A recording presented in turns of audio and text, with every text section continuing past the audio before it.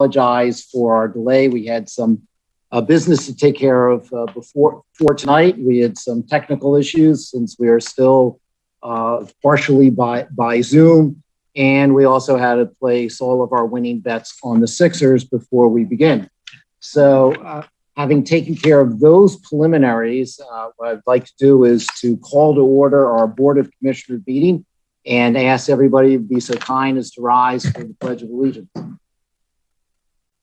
I pledge allegiance to the flag of the United States of America and to the republic for which it stands, one nation, under God, indivisible, with liberty and justice for all.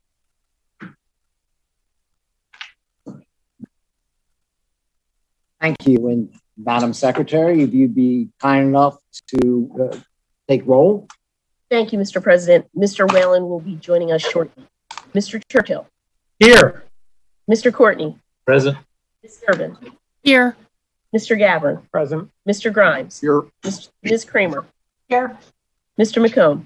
Here. Mr. McKeon. Here. Ms. O'Neill. Here. Mr. Sinai. Here. Mr. Stevenson. Present. Mr. Zeloff. Here. Mr. Bernheim. Present. Mr. President, we have a quorum. Excellent. All right, so our first order of business is to approve the minutes of a special meeting of the Board of Commissioners, which was held on May 5 and May 12, and a stated meeting of the board, which was held on May 19, 2021, as distributed. Do I have a second? Thank you, Vice President Gavin. Any discussion? Seeing none, all those in favor of approving the minutes, just raise your hand indicating your approval. And that seems to be unanimous. Thank you. There are a couple of announcements. As briefly indicated, the board did meet in executive session this evening, as well as on June 9, and we received some reports from our professional staff concerning litigation, some personnel matters, some items related to the school district and a coronavirus update, as well as matters related to 1400 Mill Creek Road. Also like to point out that on June 23, we will at 6 o'clock be having a meeting regarding our capital improvement plan. It will be a workshop that will be held via Zoom. Again, that's Wednesday, June 23 at 6 p.m. Also, just in case you're unaware of it, on July 5, it is the legal holiday of which we celebrate Independence Day, one day late. The Township Administration Building and libraries will be closed for business, and there will be no refuse or recycling collection on those days. That then brings us to the next section of our meeting, which is known as public privilege of the floor. This is the opportunity for members of the public to address the board on any non-agenda items. Those are matters which are within the township jurisdiction, but are not on our agenda for this evening. Do we have anybody in the Zoom world that is looking to participate? Ms. Seltzer. Okay. All right. Township jurisdiction, but are not on our agenda for this evening. But do we have anybody in the Zoom world that is looking to participate? Ms. Seltzer. Okay. Wait, hold 1 second. Township jurisdiction. All right. There is a delay in the video, in the audio. So yes, I'm you need to turn your TV off, Adrian. Dan asked for public privilege of the floor. So I don't know how my comments will be heard properly. Adrian, if you can turn your TV off, that might help. Dan might ask for public privilege of the floor. So I don't know how my comments will be heard properly. Adrian, if you can turn your TV off, that might help. I didn't have my TV on. Streaming. Do you have some streaming system that's taking place? Yeah, I'm going to leave the meeting and come back in. All right, then I think we have somebody else who has popped up and we'll get back to you. Mr. Mercer. Mr. Dan Mercer. Good evening, commissioners. My name's Dan Mercer. I live in Wynwood, and I'd like to just talk about some concerns I have about the upkeep and care of our park systems. On Sunday, I was at an event at Penguin Park, and as someone who's done a lot of volunteer work days in the woods, I tend to look up and see if there's any dead trees that will fall over and kill me. And as a matter of fact, I noticed quite a few dead trees at Penguin Park. There was about a 70-foot tall tree whose dead crown was directly above the entrance to the top playground. There was large dead trees adjacent to the basketball and tennis courts, and there was a smaller dead tree near the 5 to 12-year-old playgrounds. I reported all these and followed up with Donna. She told me that the township arborist generally inspects these, but hadn't gotten to inspecting Penguin Park this year. I understand it's a tough year due to COVID, but it was a little concerning to see all these large dead trees that could endanger residents. And, even if it didn't hit anybody, it can still damage equipment, crush fences, crush playground equipment. So,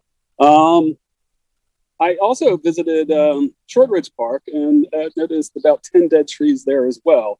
Some of them were just close to the creek, so it's not really a big issue. It's in a densely planted area. If they fall over, they just fall on other trees. But 5 of them were just in the middle of the grassy area. And it would just be nice to see those removed or more aggressive or more resources devoted towards taking care of these things. I've also reported a lot of dead trees in South Ardmore Park. And generally, the park is, Donna and Dave are very quick to respond to all of my work requests and support for various projects I've undertaken. But what I've noticed is that the dead trees aren't replaced. There doesn't seem to be a plan to replace these trees after they've been removed. And, I've seen these trees not well planted, particularly in the Wynwood Valley Park stream restoration. There's also concerns with some of the stream restorations. I noticed there's knotweed cropping up on both Wynwood Valley and Shortridge. I reported some knotweed 2 years ago at Shortridge, and I checked, and it was treated, and it's almost all gone, which is great, but there's more popping up.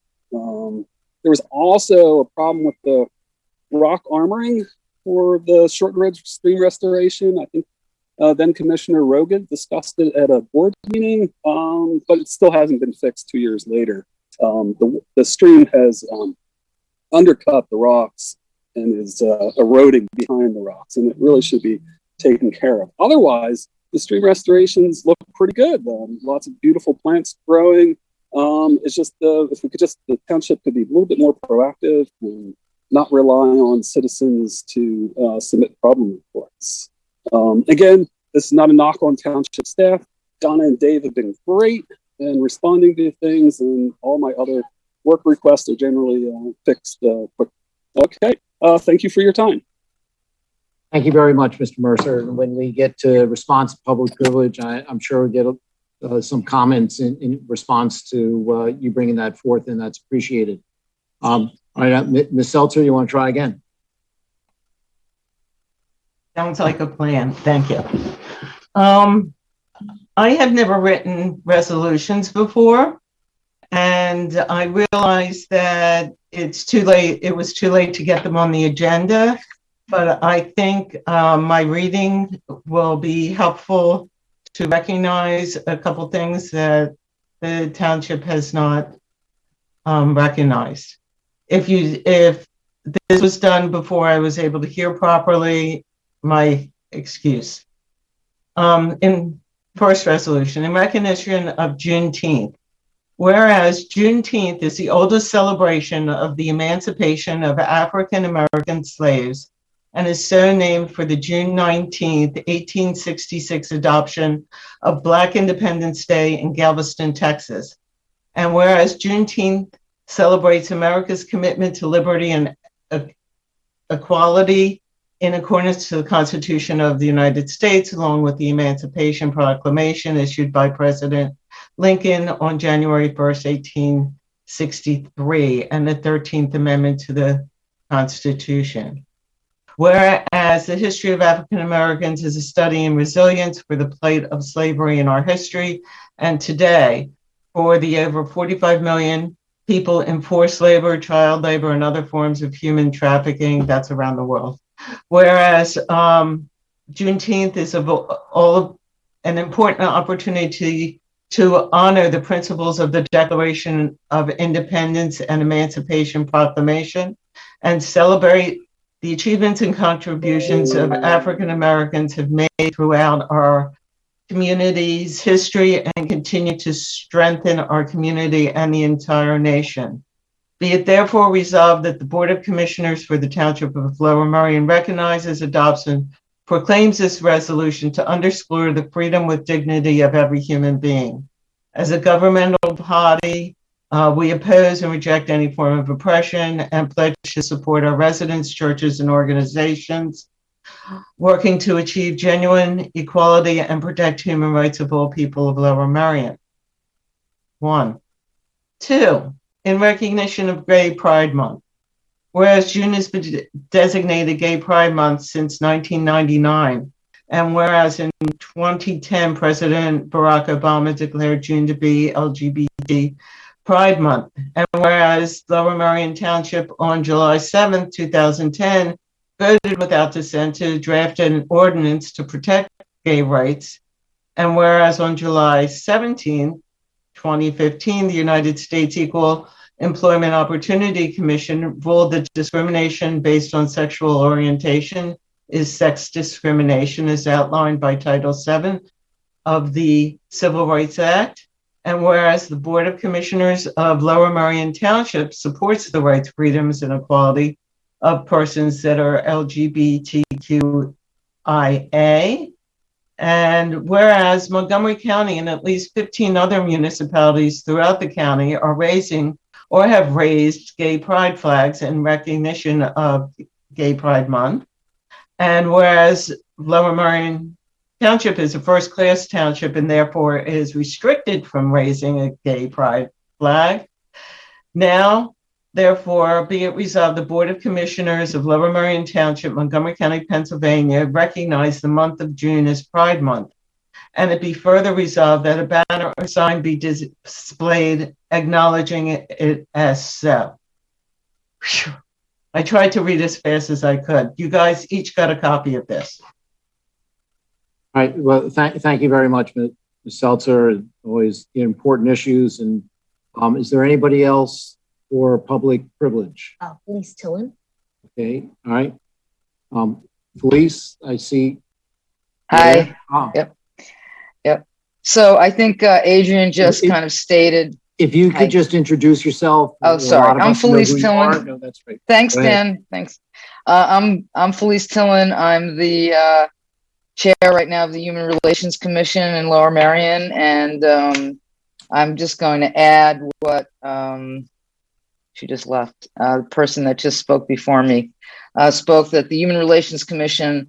Also, we wrote a statement about Pride Month that we'd like to make sure that goes out and that the community or that the commission acknowledges in whatever way, whether it's through the ordinance or whatever way, that June is Pride Month. And it's something that is important to the community. You'll see flags all over already, Suburban Square and all that place from retailers. And we feel like it would be very inclusive for the members of our community to be able to be acknowledged this way. So that's, I think I can just add that to the statement before. Well, thank you very much.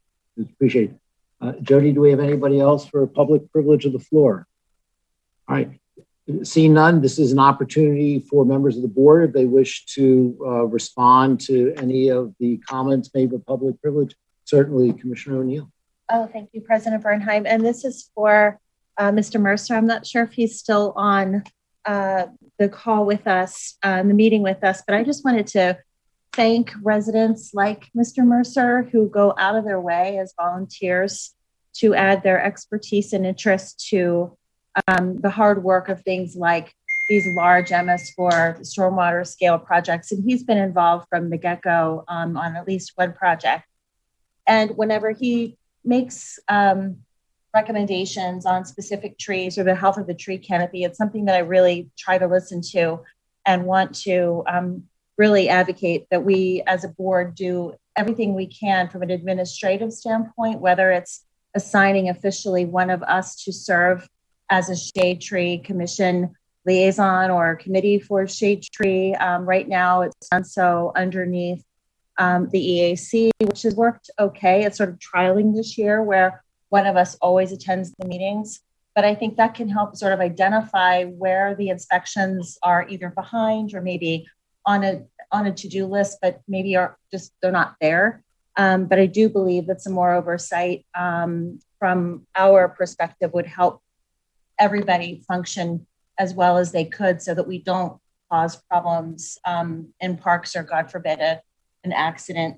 And with respect to some of the issues at Shortridge with the stream restoration project, we will be in touch. I will reach out to staff this week about reaching out to the subcontractor about trying to fix some of those rock armory issues and the knotweed, which is basically taking over the township. So yes, more needs to be done there in all of our nature parks, natural preserves, not just those parks that are used by families, but the ones that are a little off the beaten path. So again, thank you so much, Mr. Mercer, and we'll keep the conversations going, but thank you. Anybody else? Yes, Commissioner Stevenson. Mr. President, thank you. I just wanted to thank both of the citizens who brought forth comments for Pride Month and for Freedom Day, aka Juneteenth. I appreciate our members of our community being a part of joining us and being advocates for such important endeavors. Thank you, Mr. President. Thank you very much. Anybody else? Yes, Commissioner Grimes. Yeah, thank you, President Bernheim. I just want to add on comments actually that both Commissioner O'Neill and Commissioner Stevenson said. With respect to our township trees, I would just add for anyone who doesn't know that there are many volunteer groups in the township that help to take care of the trees. There's the tree tenders group that spends a lot of time in Rolling Hill Park. And I'm sure that there are other groups that are in many of our township parks. And if people are looking for opportunities to volunteer, as fortunately Mr. Mercer has done and others have done, that they could contact, I'm sure, our Parks and Rec Director, Donna Heller, or myself or any commissioner, and find out more about those opportunities. And also with respect to what Commissioner Stevenson just said, and also to Ms. Seltzer and Ms. Hillen, I appreciate that they brought up the commemoration of Juneteenth and the celebration of Pride Month. And I'm sure that I can only speak for myself, but I'm sure that many of us here and in the community join in those commemorations. So thank you very much. Yeah, thank you very much, Commissioner Grimes. Anybody else? All right, before we move on to the next thing, just, I'm sorry, Commissioner Kramer and then Commissioner Durbin, my apologies.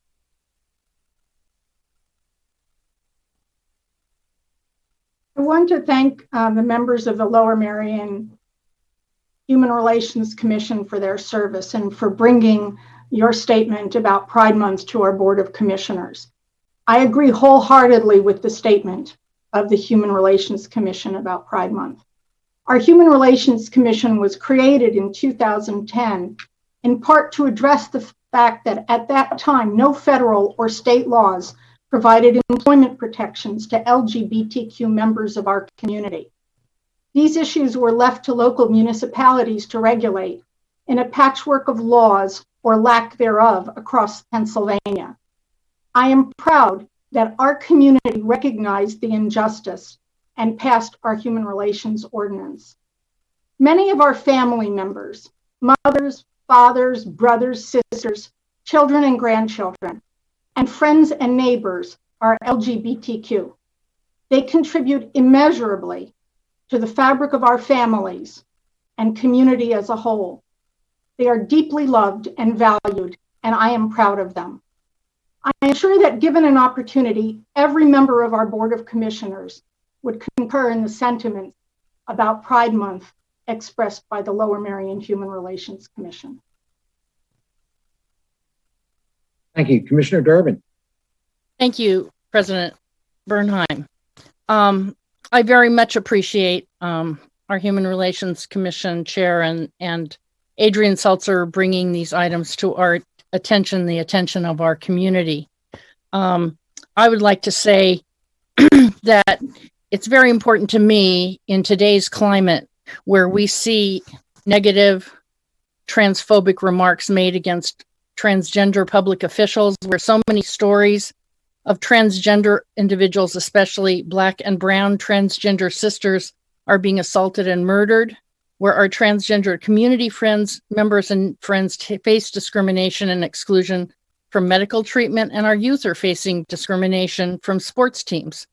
Our community should also lead in speaking out to protect their safety, their security, and their dignity of all LGBT community people in our community. Gay Pride Month was born out of a movement for LGBTQ people's right to exist without persecution. We've come a long way, but we have a lot further to go. I personally am pleased to celebrate our LGBTQ residents and their families, and all my friends and family who continue to contribute so much to our community. And I will continue to advocate on their behalf and do my best to be an ally in Lower Merion Township and elsewhere. And I urge my fellow commissioners and constituents to do the same. Likewise, Juneteenth, I believe, has recently been voted in the Senate to be a national holiday. I'm not sure if it's been enacted yet, but I think it is very important that we remember these important events in our history and that we recognize the years of difficulties that oppressed members of our community, especially African Americans whose ancestors were brought here as slaves, have endured. And I hope that we will continue to act in terms of righting a lot of those wrongs that still haunt us today instead of just talking about them. I especially hope that we can support money to take care of things in our community that should have been taken care of years ago, such as our Ardmore Avenue Community Center and the Palm, which serves members of the community. Thank you. Thank you very much, Commissioner Durbin. In fact, that Senate vote was very, very recent. I think it was today. It was interesting. It's about time somebody in Washington or some group in Washington did something, bipartisan. And then I think that people ought to know that, the HRC, which has been mentioned a couple of times, it was unanimously voted upon by this board. I think Commissioner Churchill, Commissioner Zeloff, and I were the only remaining members who were able to do that and then participate in its drafting. And I can tell you from a number of various committees we've been on, a lot of people have asked, what do we do and how do we do it? So we've been a leader. We'll continue to do so.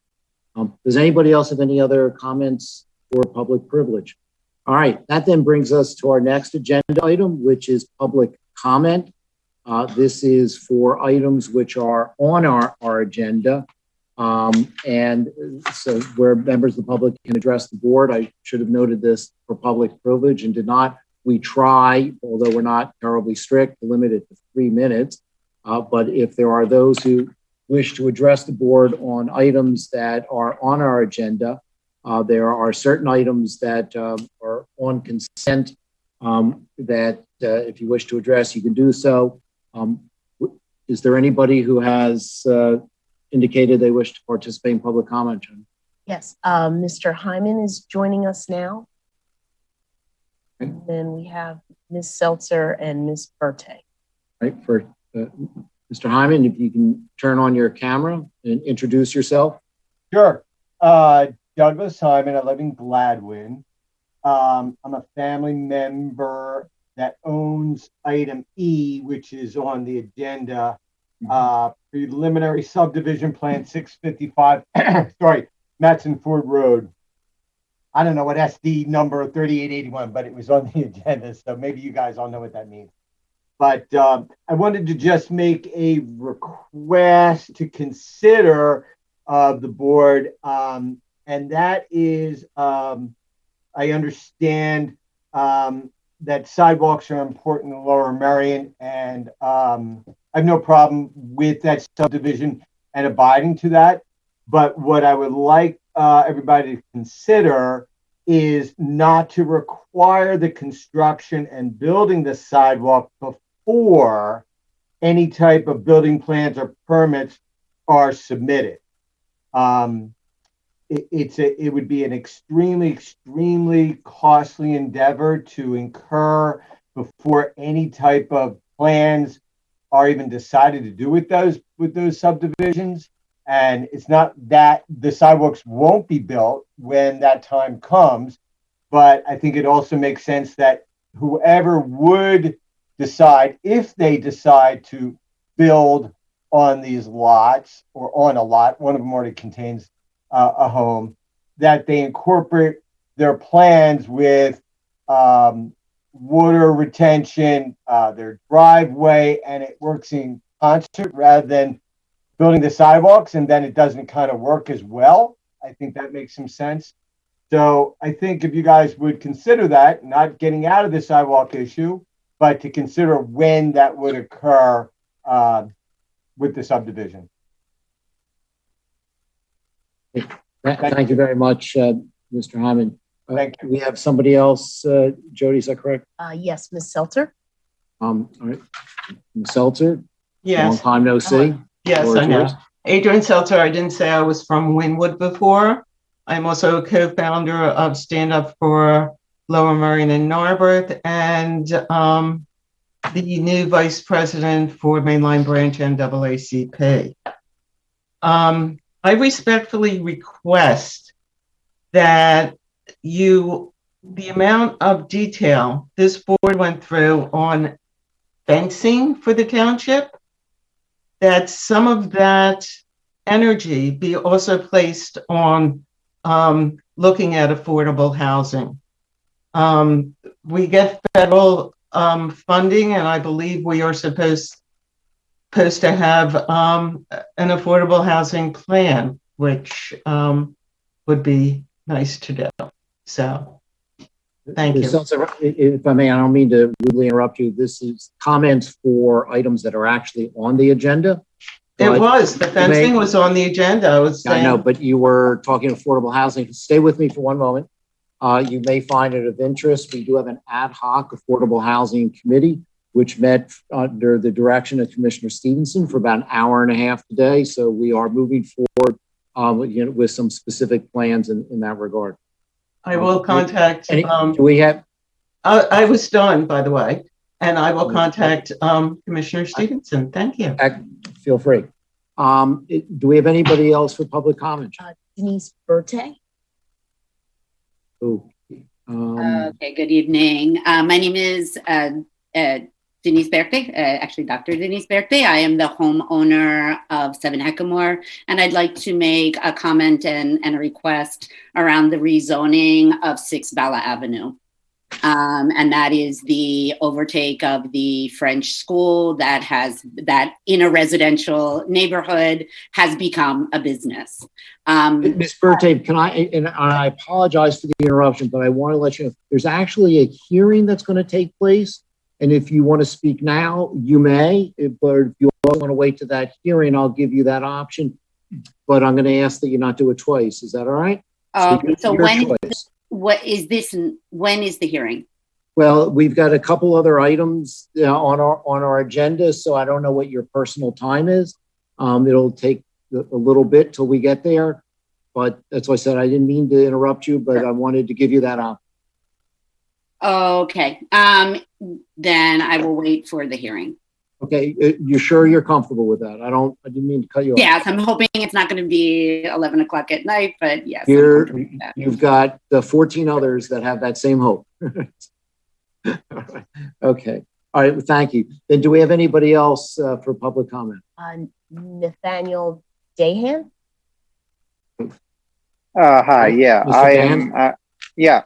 Hi, everyone. I'm actually Denise's neighbor, so I guess I'll wait until the hearing as well. All right. Okay. Thank you. Appreciate that. Any others for public comment? All right. Is there anybody who wishes to make a response to? I have 2 written public comments. Thank you very much. I almost overlooked that. We do have 2 people that wrote in for public comment. One was Elise Carr, who wrote that we are not in favor of a stop sign at the corner of Rose Glen and Maple Hill. Perhaps a speed bump would be best, a bit east of Maple Hill and a second west of Maple Hill. And that's Richard and Elise Carr. We also heard from Anne Marie Graham, who writes, please find my statement of support of the ordinance of a 3-way stop on Rose Glen Road, Maple Hill Road. My husband and I own 1241 Rose Glen. We pass the intersection on Rose Glen and Maple Hill on a daily basis and find it to be a blind intersection that's in need of a 3-way stop. There is a little ability to see if a car entering Rose Glen from Maple Hill from either direction currently without slowing down significantly. We have a dangerous speeding problem on Rose Glen, as I know this board is already aware, and this intersection suffers from that safety issue. A 3-way stop would certainly be helpful. And those are the other written comments we have. Now, is there anybody who wishes to respond to public comment? All right, seeing none, and then I do appreciate those who held off until we get to the public hearing. That brings us to the next item on our agenda, and that is the consent calendar. We have several items which are on consent, and I understand there are a few which are going to be moved.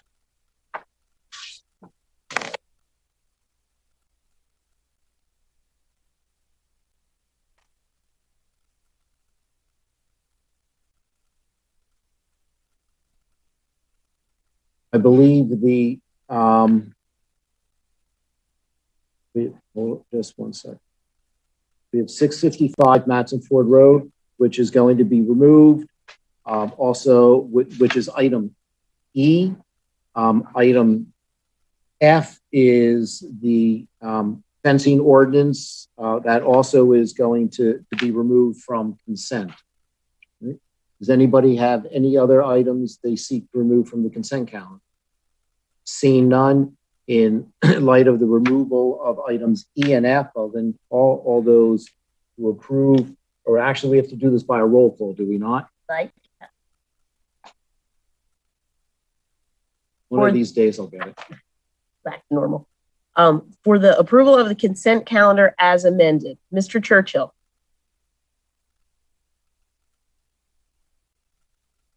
Yes, he's raised his hand. Mr. Courtney. Yes. Ms. Durbin. Yes. Mr. Gavin. Yes. Mr. Grimes. Yes. Ms. Kramer. Yes. Mr. McComb. Yes. Mr. McKeon. Yes. Ms. O'Neill. Yes. Mr. Sinai. Yes. Mr. Stevenson. Aye. Mr. Zello. Aye. Mr. Bernheim. Aye. The consent calendar is duly adopted. Very good. All right, that then brings us to the next section of our meeting, which is in connection with certain matters under building and planning. And the first is 655 Matson Ford Road. I believe our Director of Building and Planning is going to explain something, but this is to consider for approval a preliminary plan subdivision. The plan is dated November 25, 2020, prepared by Yerkes Associates. It shows a subdivision of the existing property into 2 lots. Lot 1 is proposed to be 67,987 square feet with no new improvements. And Lot 2 is proposed to be 103,203 square feet, which is about 2.36 an acre, and will contain the existing 8,052 square foot, 2-story single family home. Mr. Leslie, is there something you wish to add? There is, Commissioner Bernheim. Thank you very much. Since last week's Building and Planning Committee meeting, staff has been contacted by an attorney for the applicant, and we've since also had this discussion with Commissioner High, and we would like to bring forward a revision to condition of approval number 10 relating to sidewalks. And I would like to read in those changes, if I may. That a future this would be a new phrase, a future 5-foot wide sidewalk shall be installed along the property frontage of Matsons Ford Road for both lots and 2, if and when required by the Board of Commissioners. The future sidewalk shall be shown on the final plan and noted as deferred, removing the rest of that condition. This cleans this condition up. I think it's still in the intent of what the committee discussed. It's just much cleaner. I'm happy to answer any of your questions. Does anybody have any questions as to this revised condition? Yes, go ahead, Commissioner Sinai. Thank you. Hey, Chris. So one question I had is that what in this revised condition alerts any future purchaser of the property that they are assuming a potential obligation to install a sidewalk? That's a great question, Commissioner Sinai. When we were consulting Solicitor High about this, it's property owners should be under just general notice that the township has the ability to require sidewalks at any time, and that just runs with the land. But noting on the final plan and noting it as deferred makes them aware that they have the obligation to install it and pay for it, as opposed to the township installing it. So, I mean, my recollection is that the reason that the language for including in the deed ever showed up in the first place is that we chronically, if we go to require someone to install something, anything, they say, I had no idea, it wasn't included in materials when I purchased the property, right? And we just wanted to make sure that everyone was on full notice that when they were acquiring the property, what kind of obligations that they have. And I don't think that there's a lot of people who look at the final plan, right? So if we, I understand there are 2 stages here. There's the subdivision, no actual development right now. And then there's later development on that where we may or may not require a sidewalk at that point in time, right? And my fear is that along the way, if it's not recorded somewhere, that is blatantly obvious if we're a purchaser, it doesn't necessarily have to be a deed, but it has to be transmitted somehow, that we're going to just basically put ourselves in a situation where in the future, some future board is going to ordain a sidewalk and the resident is going to complain or sue or anything saying they weren't proper notice. Even if it was, in that's more salient now because we are really kind of more affirmatively having these sidewalks installed. And so we are actually foregoing something that we might credibly do, which is might credibly have require the sidewalk to be installed right now. And in exchange, what we're asking for of not requiring right now is asking for proper notice. But maybe Solicitor High, you could advise me on what would guarantee good notice for a buyer in here. Well, I guess the problem is that there have been dozens and dozens of sidewalk deferrals heretofore, some of which have been noted on the plan, others of which have just been noted on the conditions for approval. And there has been no singling out of having to put something in somebody's deed with regard to it. So singling out this particular property for what would be a title challenge. I mean, certainly if somebody saw this in their deed, they're going to say, well, now, when is this going to be required? And the answer probably is, well, maybe never. Whatever hesitation somebody might have to buy a piece of property because they have to inquire into it is now going to be unique to this particular property, where no other properties in the township have been requested to burden their title with a requirement that this be in the deed. And also our experience has been that if you put this simply in a deed, there's no requirement that if the property is then resold, that it's going to be in that deed. And indeed, we have found that where there has been a requirement to place something by way of a limitation in a deed, it may or may not then be repeated in subsequent deeds. So at best, what happens then is that a lawsuit gets raised between one property owner and the next property owner where it doesn't get put in a deed. The first property owner who didn't put it in a deed to the second property owner now inherits a financial obligation because of this cloud that has been put on there. My recommendation is that to single this particular piece of property out for this kind of notification is placing a burden on this particular property that has not been placed on other properties. As I've indicated to Chris, and I'm responsible for saying that, if you are a property owner and there are no sidewalks in front of your property, it's pretty clear in the thousands of properties where that exists in the township that the township could come along at any time and ordain sidewalks. It's really just a fact that happens, and it doesn't give the township any greater rights or lesser rights, actually, if it's noted in somebody's deed. So, Solicitor, I have two things that I'm now really not very clear on. So are you saying that if this board decided that it wanted to change its policy, and instead of previously not explicitly saying you have to install the sidewalk, and instead going forward saying we're always going to say that we can't do it because the very first property that we do it to is unique and different from all the others, and we can't ever change past practice? No, I'm just suggesting that you examine why you're going to do it, because it is a factor that is a distinctly different policy. And if you don't do it on the next one, what issue does that raise where it isn't put in a deed because it wasn't required by a condition, and then 3 times later it is put in, and then it's not put in? The point is you are adopting a policy that is got to be followed henceforth in the township where it hasn't been followed before. Got it. So if we did this as a policy as opposed to what appears to be ad hoc for this property, then it would be a different story. If the board adopted a policy that we already in my view, it would be a different story. But I would again raise the question about the need for that policy.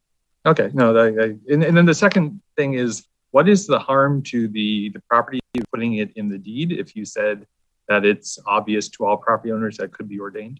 No, it's only obvious to the next property owner. Okay. Because if it's not then put in the deed. I mean, when you write a deed, this shows up as a limitation on the title. Yeah. So I would argue that's the whole point. Is to it's to make it explicit to future buyers exactly what they're getting, even though it's already an implied obligation. The question is, in terms of consumer protection, can we make it a very clear, that the obligation is there? And so, absent putting in the deed, do you have a recommendation for another way of accomplishing that? Like accomplishing the future buyers are going to be made aware that a sidewalk could be ordained there, and that is a right that the township has. About the only way to do it would be to require that a separate covenant be placed on the property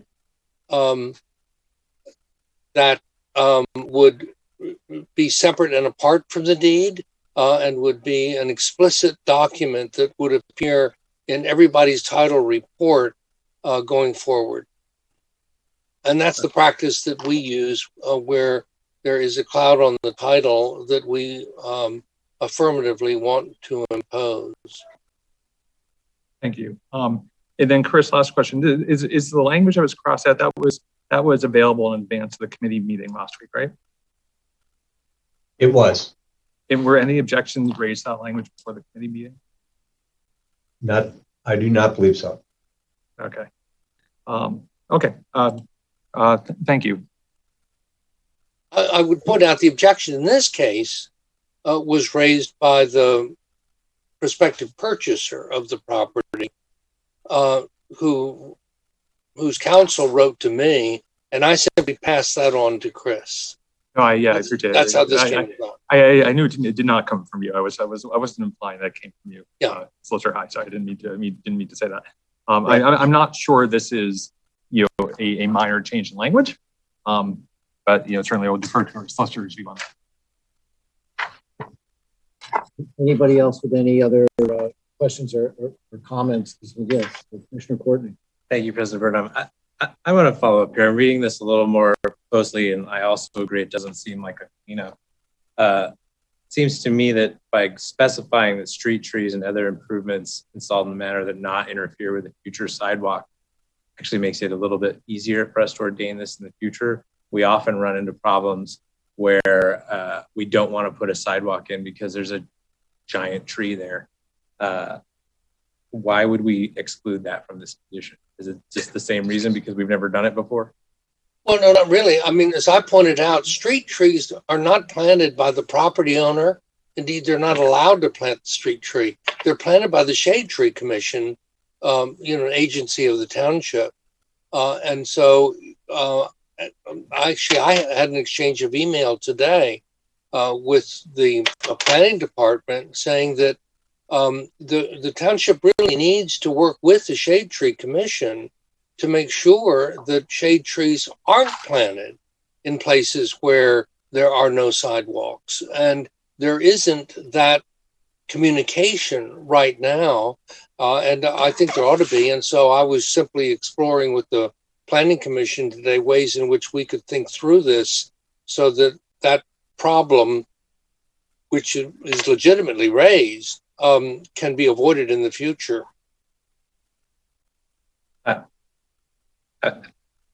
I guess my concern is that the developer or the property owner will not want a sidewalk there and will put trees there instead. Is there any language we can put in here to avoid that outcome?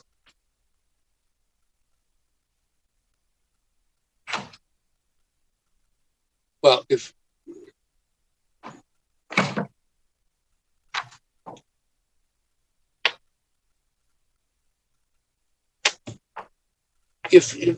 street trees are being put in by a developer, the developer has to abide by the code of the township, which says that a street tree, if it is put in the course of a development, has to be placed outside of the right-of-way, but as close to the right-of-way line as possible. So it is in our code right now that street trees cannot be placed by a developer where a sidewalk would be. And that's why that was put into the code. Okay. Thank you, Mr. Thank you, President Bryn. Anybody else with any other questions? Anna, or Commissioner Durbin, sorry. Yeah, I was wondering if instead of using the word street tree, we just use tree, if that would answer your problem, because what we don't want is, to have a big tree grow up that we then have a problem removing. And it's not that the Shade Tree Commission knows where to plant trees. It's just that homeowners don't necessarily know.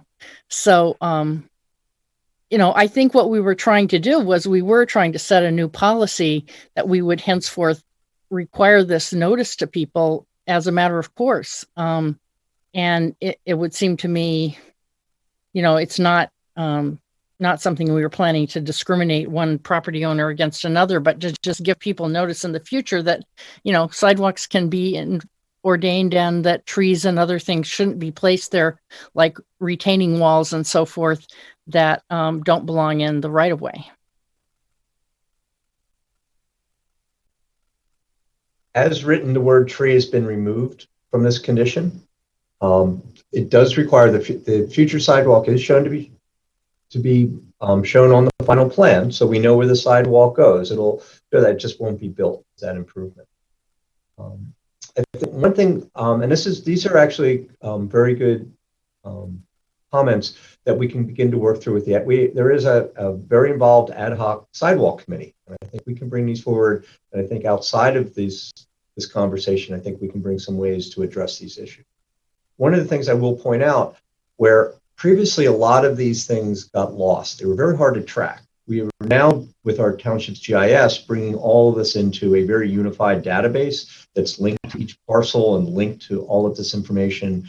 There are pop-ups on anytime you touch a property in the township database. So we have a much better way of keeping this tracked going forward.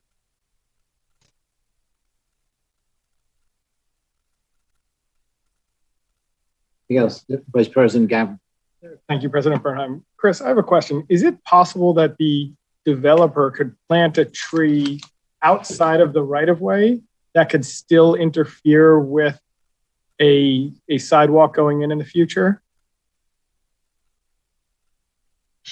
Not directly, indirectly. So if most likely when a tree is planted outside of the right-of-way, it would be many feet away from where the future sidewalk will go. Now, as the tree got larger, if it got to be a 120-year-old tree, the roots, may eventually do that. But we have that condition throughout the township, and in those cases, there's maintenance and different. When we work around old trees, and we can only hope that a big tree gets that big out here in Matsons. We have that issue. So as I read that condition, a developer cannot, or any owner cannot legally plant street trees or any other improvements in a manner that would interfere with the future installation of a sidewalk. Doing so would just violate the code. So it would seem to me that provision is not necessary, or that piece of the condition is not necessary here because it's already taken care of by our code. The second part of it about the sidewalk being included in the deed seems like more of a policy question from what I understood between the discussion between Solicitor High and Commissioner Sinai. I think tonight we're going to, I guess, decide whether we want to change that policy and have it included in the deed. And I think it's something we've talked about multiple times on this board about how do we notify future owners who don't necessarily see these plans. And I think, I agree with what I at least was assuming that Commissioner Sinai, where Commissioner Sinai was going, is that it's really important that notice is given. And I think maybe we should have that policy starting now and continue for the future, that any deferred sidewalk should be included in the deed. So, unless there's another reason to not include it, and that's, I guess, a question for Solicitor High or you, Chris, that maybe that piece of the condition should remain in while the other condition about the street trees should come out.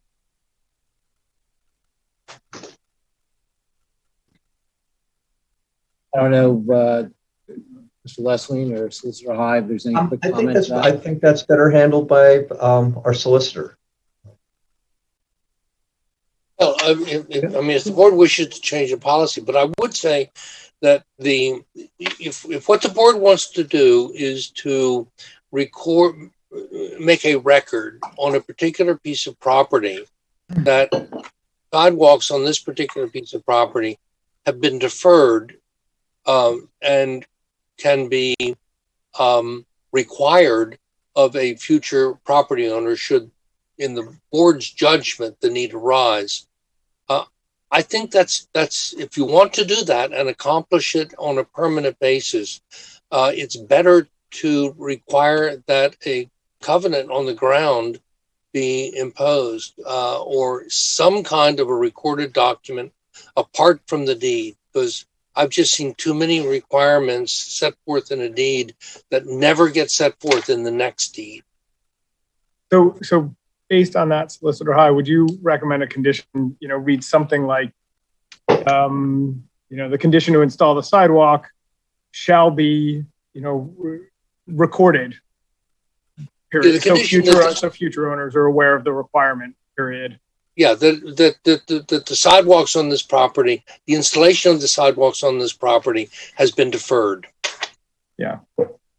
And because what the deferral means is that if at some point in the future, the board should decide that they want sidewalks to be installed, there is no opportunity at that point because of the deferral for the property owner to object because there's no governmental purpose to the sidewalks.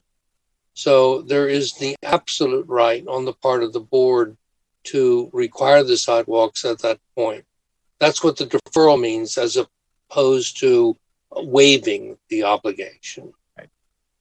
Okay, and I think in either case, the public comment before by Mr. Hyman, we are planning to defer the sidewalk and not require it at this time. So I think we're in alignment with what he was asking for. But yeah, I think that amendment to this amendment makes a lot of sense. I don't know if we want to move forward with a motion. How you'd like to handle that, President Bernheim? Well, I think the point that you bring up and the Commissioner Sinai brought up, the concern of making sure that somebody's appropriately on notice, and like we all debate what would occur, and we've all of those lawyers that have seen deed 1 that doesn't or deed 2 that doesn't reflect accurately what deed 1 is, and the litigation that comes from that. But if there is a covenant that a separate covenant that's out there, then everybody's on notice, and that theoretically would be a better safety net. If we can add that to this, getting the sentiment of those I have some around the proposed board. language, Commissioner Bernheim, that I think addresses Mr. Gaffney's Please go comment. ahead. So we've keeping the same language that we have. There's language that is struck out, and there's the final sentence, and the final sentence shall read, that's currently struck out, the requirement to install the sidewalk shall be recorded in a covenant. Yeah, Commissioner Simon. 2 potential modifications to what Chris said. I think Solicitor High, I made it pretty clear that the preamble to that should be installation of sidewalks on this property have been deferred, or the requirement to install sidewalks on this property has been deferred. And then it would go into Chris's, the requirement to install the sidewalk, or I had that information, shall be recorded in a covenant that runs with the land, I believe. It's something else as Solicitor High that was important. So I just took the liberty of putting the condition on the screen. I hope everybody can see that. So we have, and this addresses, I believe, Commissioner Sinai's concern. So the new condition shall read, a future 5-foot wide sidewalk shall be installed along the property frontage of Matsons Ford Road for both lots 1 and 2, if and when required by the Board of Commissioners. The future sidewalk shall be shown in the final plan and noted as deferred. The requirement to, and then at the bottom, we would remove the crossouts. That the requirement to install the sidewalk shall be recorded in a covenant. And I believe that should address all of your concerns, Commissioner Sinai. I think the only question for Solicitor High is whether it needs to say runs with the land. Yeah, what I did is, if I may, is the requirement to install the sidewalk, which has been deferred, shall be recorded as a covenant on the. That satisfy everybody? That's fine. You can put covenant running with the land. That'll satisfy. Yeah, right.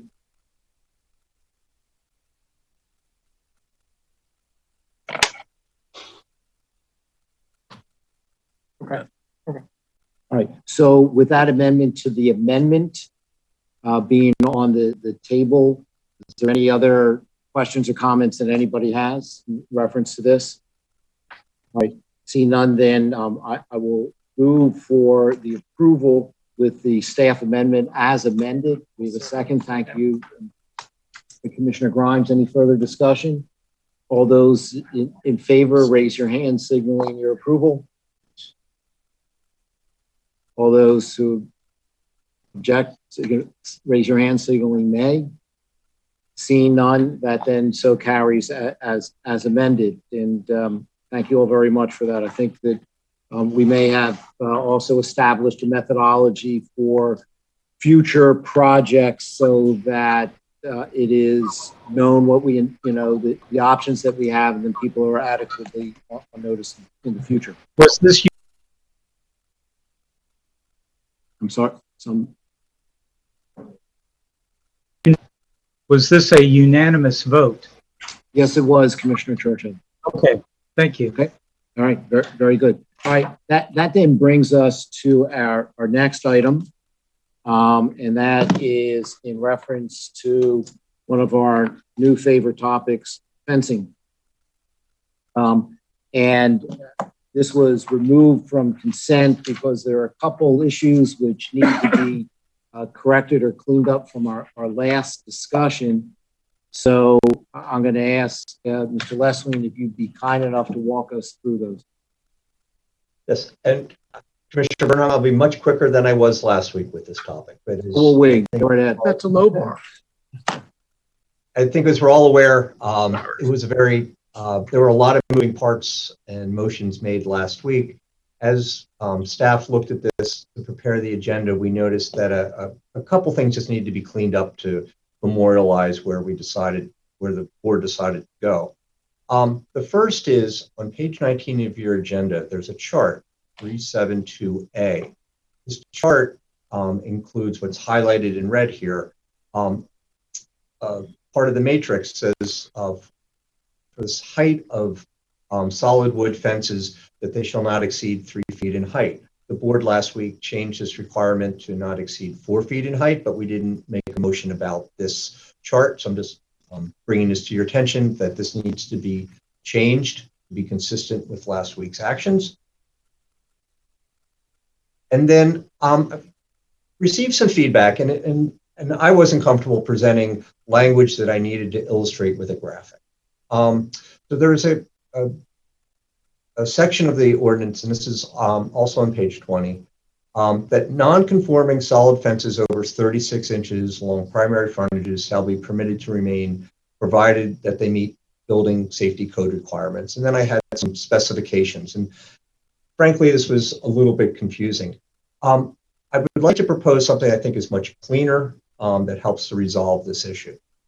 And the revised condition should read, non-conforming solid fences over 36 inches along primary frontages shall be permitted to remain, provided that they are required for building code safety requirements as determined by the Director of Building. This provision specifically relates to instances where somebody's yard is below the side, where somebody's sidewalk is, or specifically that issue, that somebody has a yard that's much lower. The fence has been up for many years, and it really stops people from falling into somebody's yard. We think there's just a much cleaner way of expressing that than the language previously presented last week. And I'm happy to answer any of your questions. Anybody have any questions? Yes, Commissioner Simon. Just a quick one, Chris, on the slide that you just had up.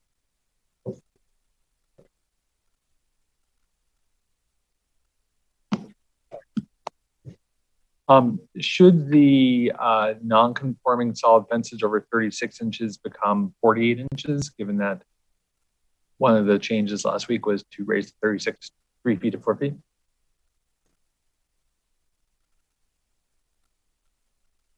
That's that makes sense. Could certainly be for non-conforming solid fences over 4 feet. Okay. Thank you. Anybody else with any other questions? Yes, Commissioner O'Neill. Oh, thank you, President Bernheim. And Chris, I'm sorry that I missed last week's meeting where we got into this quite a bit. And my questions aren't specific to the slide that you just presented. That would be an amendment. But can I just ask a couple quick questions before I make my final decision on how to vote on this? I think these will be easy questions. If my colleagues would bear with me for 2 minutes, I would appreciate it. So on our page 14 briefing for section 2 under chapter 155, the new number 3, fences for actually number 4, fencing and walls are prohibited within the floodway of the Schuylkill River. I am wondering why we're not limiting it to floodways across the township, where fences, if not maintained, if they become detached, become then floating objects that only land and cause problems downstream. Is that something we want to address, Or is there a reason why we're limiting it just to basically one road in the township? There's the Schuylkill floodway. The Schuylkill floodway really only goes along. It has a very narrow amount of applicability to the rest of the township. And this is somewhat carried over from work that had been done previously with this topic on River Road. And we're just maintaining that. And we didn't look to change any of this as part of the fencing update. We're just maintaining what was already there. This hadn't been really investigated by the Planning Commission as part of this. This was previous language, previously reviewed by the Board of Commissioners, and just rolled into the fencing ordinance. Okay. So I think, if not now here, where we move the strike of the Schuylkill River,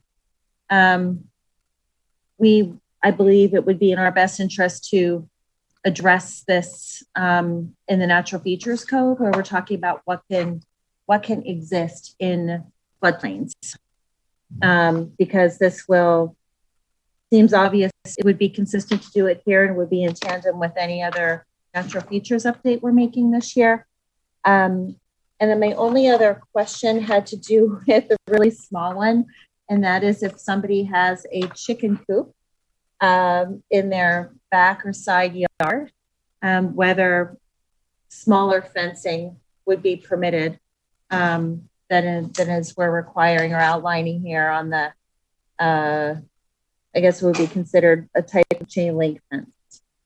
How are we, or are we not? I don't know, but that's my question. Thank you. Or that would be my question, is how are we dealing with chicken coops?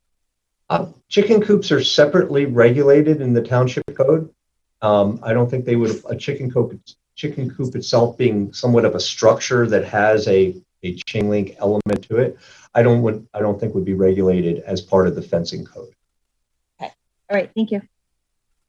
But I will follow up and get back to you on that. If there are implications for chickens, I will investigate. A lot of them have yards. They have yards. It's not just a coop. The free range, they range. Thank you. All right. Thank you, Vice President Gavin. Thank you, President Burnham.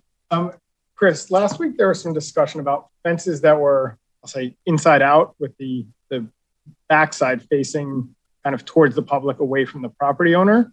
I know a provision about that was crossed out in the amendment. Do we have any protection? Obviously, if somebody has a fence that has the railings, it should be facing towards their property, not away from their property. Are they under this code? Are they allowed to put in a fence that's, I'll say, backwards, where the back of it faces out? No, new fences are not permitted to do that. What you're seeing in your agenda are really the edits to the ordinance. The complete ordinance actually contains provisions that new fencing needs to comply where the friendly side is out and to the public. And same with replacement, any replacement piece, the friendly side has to be out? If we look at as I'm reading the amendments, number 3 that is still in 3A3, I believe that addresses your concern that in any section of a non-conforming fence. Okay, I just wanted to confirm that. Thank you. That's an important piece to keep in here for quality of life. Thank you. Anybody else with any other questions in reference to this? I just want to note that this is an item that had gone through committee and was taken off consent. I know there was some indication of a desire for public comment. What we're doing here this evening is considering for approval to authorize advertisement for a public hearing. So to the extent the public wants, additional time to be involved in this, they will have that opportunity at the public hearing, and certainly can contact any one of the commissioners. But generally, this would not be the time that we would reopen again for additional public comment. So I hope nobody feels that they're being shortchanged. You will have your opportunity. We'll hear you.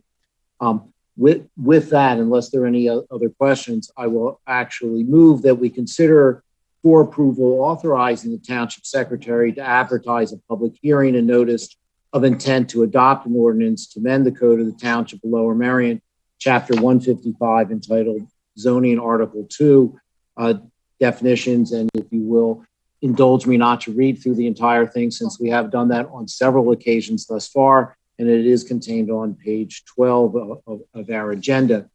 Do I have a second for the authorization of township? Thank you very much, Commissioner McComb. Any other further questions or comments by members of the board? Seeing none, I'll ask all those in favor to raise your hand indicating your approval or aye. Gonna do the amendments that. This does include the amendments that was there. Everybody understood that? Yes, everybody shaking their head yes. My apologies for not making that more clear. So we'll try that again. With the ordinance as has been amended, all those in favor, raise your hand indicating aye. And any opposed? Seeing none, it then does carry. Thank you. That brings us to the next item on our agenda, which is in reference to minor home occupation, which is found on page 23 of our agenda. And this is to consider for approval authorizing the township secretary to advertise a public hearing and notice of intent to adopt an ordinance to amend the code of Township of Lower Merion, chapter 155, entitled Zoning, to amend Article 10, supplemental use regulations and nonconformities by adding a minimum parking requirement to minor home operations in section 155-10.1A1B4. Occupation, not operation. Oh, thank you. That's what I meant to say. To allow public and on-street parking within 500 feet of the property to count towards required minor home occupation parking. And do I have a second on that we can have some discussion and comments? Thank you, Vice President Gavin. And before we proceed, because I know there are some issues on this, 62-40 is the halftime score of the Sixers game. Okay. Now, with that, I think Mr. Leswing, there is some matters you need to bring to our attention.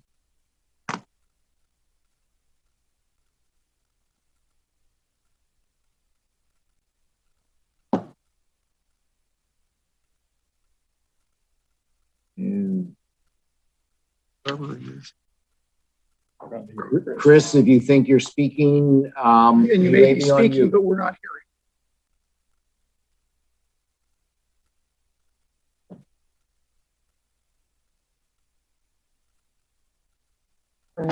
All right. In the second half. Are we able to see if we can get hold of Chris? He's texting. He's muted. He needs to unmute. Yeah, I'm texting him. He's on mute. He's trying to figure it out. Am I unmuted now? There we go. Okay, I apologize. He needs to use his new computer, not his old computer. So under the old, this was discussed at the May 12th Building and Planning Committee meeting, and we had pointed out, staff had pointed out that under the old code, 2 off-street parking spaces required for minor home occupations. That was changed with the new code, and it was eliminated, and there was no off-street parking requirements for minor home occupation. After several applications come in, the zoning officer and I had spoken about it, and we recommended putting in requirement for 1 off-street parking space. That there seemed to be general consensus on this. And Commissioner Kramer made an observation. Well, what about neighborhoods where there may not be driveways? And would this unfairly inhibit in some of the denser parts of the township the opportunity to have a minor home occupation? Staff looked at this, at the application of this to various areas where you would have those areas without driveways, which is primarily the MDR1 district. we looked at this and we're proposing to bring forward an amendment and an adjustment to your to what's proposed tonight is to require or permit in the MDR1 district on-street and public parking within 500 feet of the property to count towards the required parking for a minor home occupation. This has very limited application, but it has application to the people that live in those districts. So this is just a general map of where the MDR districts are. There's some in Bala. There's a little bit up in Belmont Hills. There are a lot in Ardmore. There's some down in Penwyn, and there's also some down out in Bryn Mawr. I have more detailed graphics if you need them, but we thought this was a good catch by Commissioner Kramer. We think it's reasonable if there is on-street parking or public parking to allow this in the MDR1 district. If you do choose to move forward with this amendment to what was presented, the preamble would just need to be modified and adding the phrase in the MDR1 zoning district. Happy to answer any of your questions. Anybody have any questions? Yes, Commissioner Courtney. Thank you, President Burnham. Chris, could you clarify what the state of the code is right now? Is there any requirement for parking for minor home occupation? There is none currently. And do we have a sense of existing minor home occupations that would need to add parking as a result of this? We've had a couple applications. These all have to be registered with the township, and the zoning officer noted over the last year there's been 2 or 3. And as he looked at this, he just noticed that the code had been changed, and it could potentially have an impact by not requiring it. And we discussed it, and we thought that in the single family neighborhoods, that it just makes sense to require an off-street parking space for minor home occupation. 2 is probably excessive. I guess why? Why does it make sense in single family neighborhoods for 4 cars a day for a minor home occupation, distance 500 feet apart? Seems like there would be ample street. Maybe we're a little bit sensitive at the staff level, but I think we're very aware of the value that residents place upon on-street parking in their neighborhoods. There are certain neighborhoods where there is great resistance to other uses and on-street parking. We've just gotten a lot of pushback over the years, even around transit stations. I mean, there's great resentment in some areas of the township to people parking in front of other people's homes and taking the train. I think over in your ward, I think you'd be familiar with concern for Suburban Square, people parking in the neighborhood and walking to Suburban Square. I think that's just somewhat of the culture of the community, and we wanted to maintain that harmony, which is why we realized that the 2 sound excessive, but 1, because you're not getting that many trips, 1 seemed that it would accommodate it. And most of our single family neighborhoods have driveways. They should be able to accommodate. I guess I'm just loath to add any requirement that means we're going to have to pave more of our community. I don't see this as an issue. If you have a minor home occupation, by definition, you're at max 4 cars a day. And by definition, you have a 500-foot separation from any other minor home occupation. Even if all 4 of those cars showed up at the same time, seems to me that in those 500 feet, you could find on-street parking. Now, I understand the concerns of some neighbors who don't want cars parked on the street in front of their houses that they don't recognize, but I think that's a concern we need to start to overlook. I no longer think that is relevant given the needs of environmental sustainability and the fact that this would require us to create parking spaces that it would once again prioritize automobile traffic over environmental sustainability. So I will not support this. Thank you. Anybody else with any other comments? Yes, Commissioner Stevenson. I will, in a rare instance, disagree with my colleague, Courtney, on this. I'm representing a ward that endures a lot of what Ms. Leswing talked about in relationship to a lot of folks. While I would agree with Ms. Courtney that I would hope that more of our constituents would use public transportation and use the ability for walkability. But in our instance, a lot of folks who come into the communities are parking and using the streets, particularly those that have unlimited or expanded hours as their free parking space. And it's become problematic because all residents in those areas, particularly in certain parts of Ardmore, don't have the driveways. And when they come home, they don't have a place to park, or those people use it for shopping and those other things. So I would say that this is, and while it may not be a need across the board, for those of us who have been suppressed with overdevelopment in other areas, we do need it. So I will be supporting. Commissioner Sinai. Thank you, President Bernheim. Let me start with a question for Chris.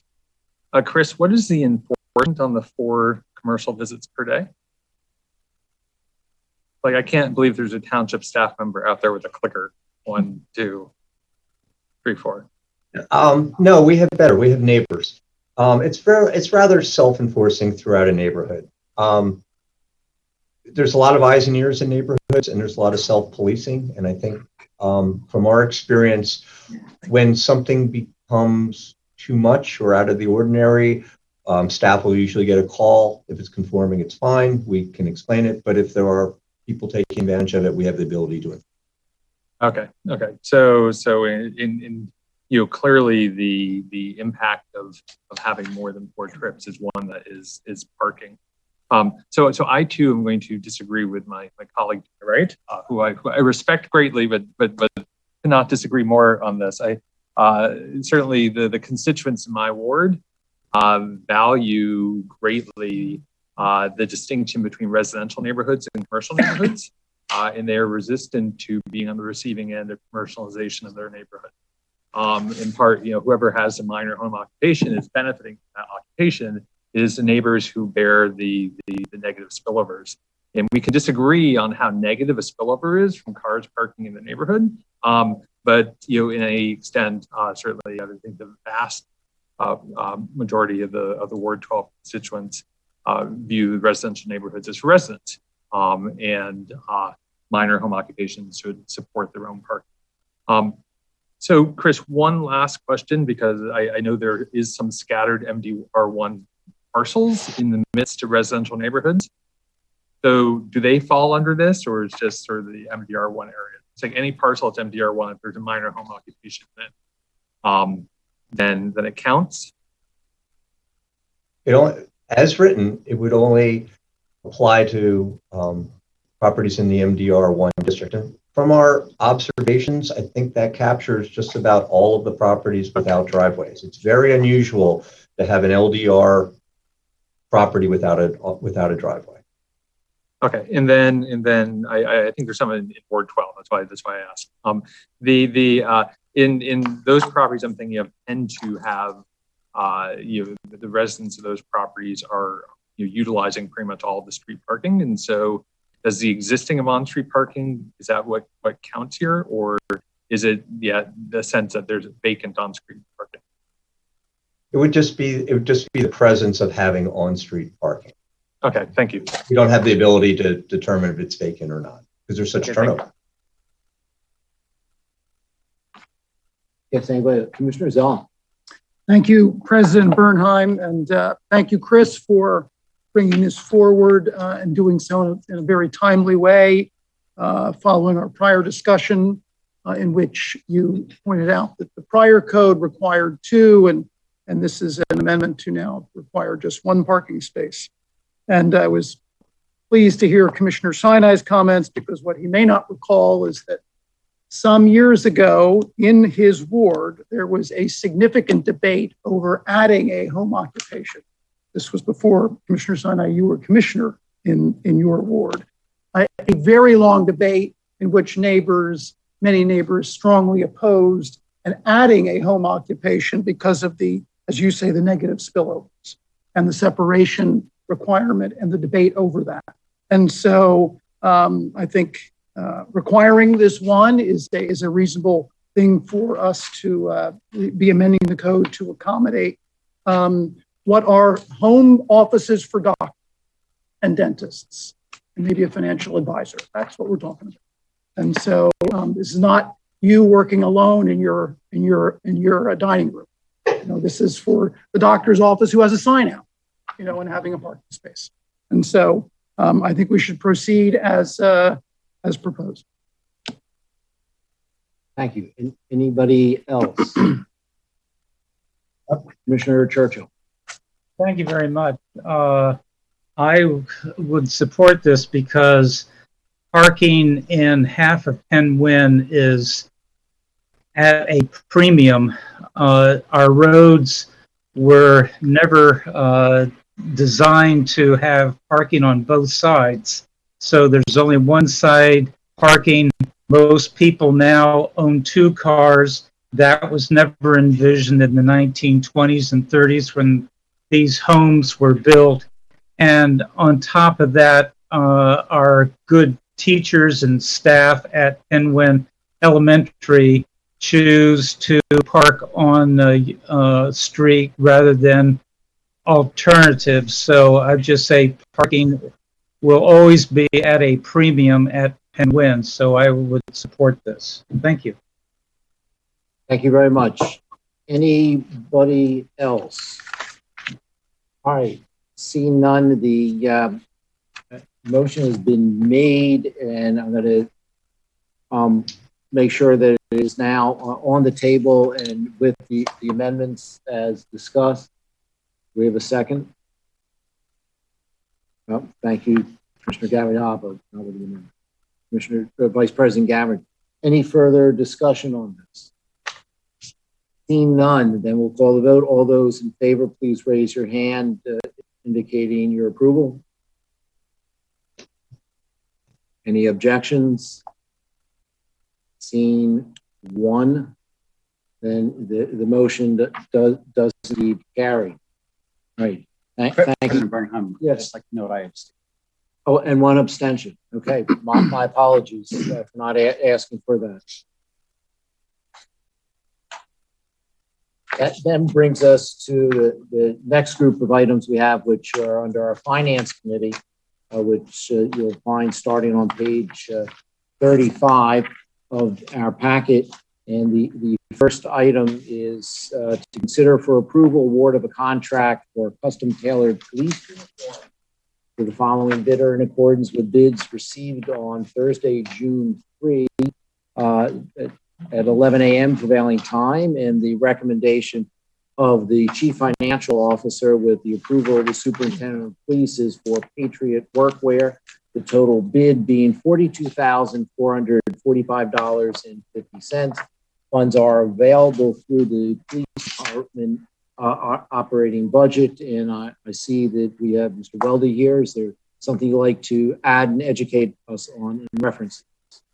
Yes, thank you, President Bernheim. Very quickly, this is a rebid. In the original bid, there was only two bidders, and the rebid resulted in a savings of about 5%, and we're recommending the low bidder.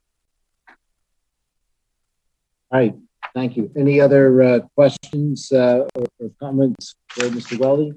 All right, so the motion has been made. Do we have a second on that? Thank you, Commissioner Zeloff. All those in favor, please raise your hand indicating your approval. Any objections? Any abstentions? Seeing none, then that does indeed carry unanimously.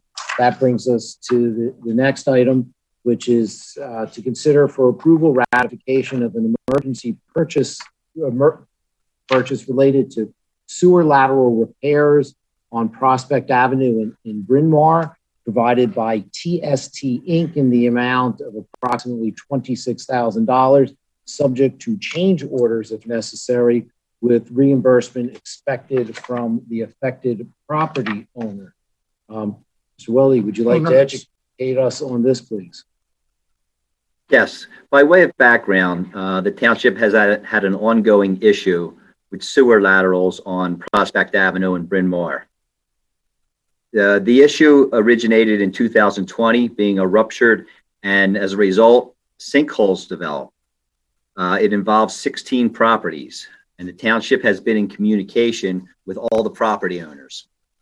To date, 12 of the 16 property owners have completed the repairs. Despite multiple efforts, 4 have not. The township is looking to correct this issue. The 4 property owners will have one last opportunity to pay their proportional share. Otherwise, their property will be liened. Funds are available through the Capital Projects Fund, the Sanitary Sewer Replacement Fund, job number 4707. And the staff recommends the board approve this emergency purchase. Anybody have any questions in connection with this? Yes, Commissioner Zaw. I want to thank the good work of Public Works. They communicated very effectively on this. It was a difficult situation on Prospect Avenue where there are a lot of smaller properties. And as noted, 12 cooperated. I would note that 3 of the 4 who are not responsive are non-resident. And have all 4 of them, residents or not, been notified to what's taking place and that we will be moving forward and then putting liens upon their property? Yes, they have. Would I be correct that the liens would be equally split amongst the 4 for the actual cost, which is indicated as approximately $26,000? That is my understanding, which would come out to about $6,500 each. All right. So I've moved for the approval of the ratification of the purchase for the sewer lateral repairs on Prospect Avenue. Do we have a second? Thank you, Commissioner Zeloff. Any further discussion or comment? So we'll call the vote. All those in favor, please raise your hand indicating your approval. Any objections, raise your hand. Any abstentions? Seeing none, it is therefore approved. That brings us to our next item, another contract. This is consider for approval award of a contract for fuel system improvements underground tank contractor rebid to the following bidders in accordance with bids received on Thursday, May 13, 2021 at 11 a.m. And the recommendation of our Chief Financial Officer with the approval of our Director of Public Works and Township Engineer is to award to TTI Environmental, Inc., General Electric site contractor, a total bid on certain items of $92,651. A second bid to TTI Environmental for underground tank contractor, a total bid of $129,352, and to Pine Run Construction above ground tank contractor, a total bid of $208,500. Funds are available through the Fleet Equipment Fund.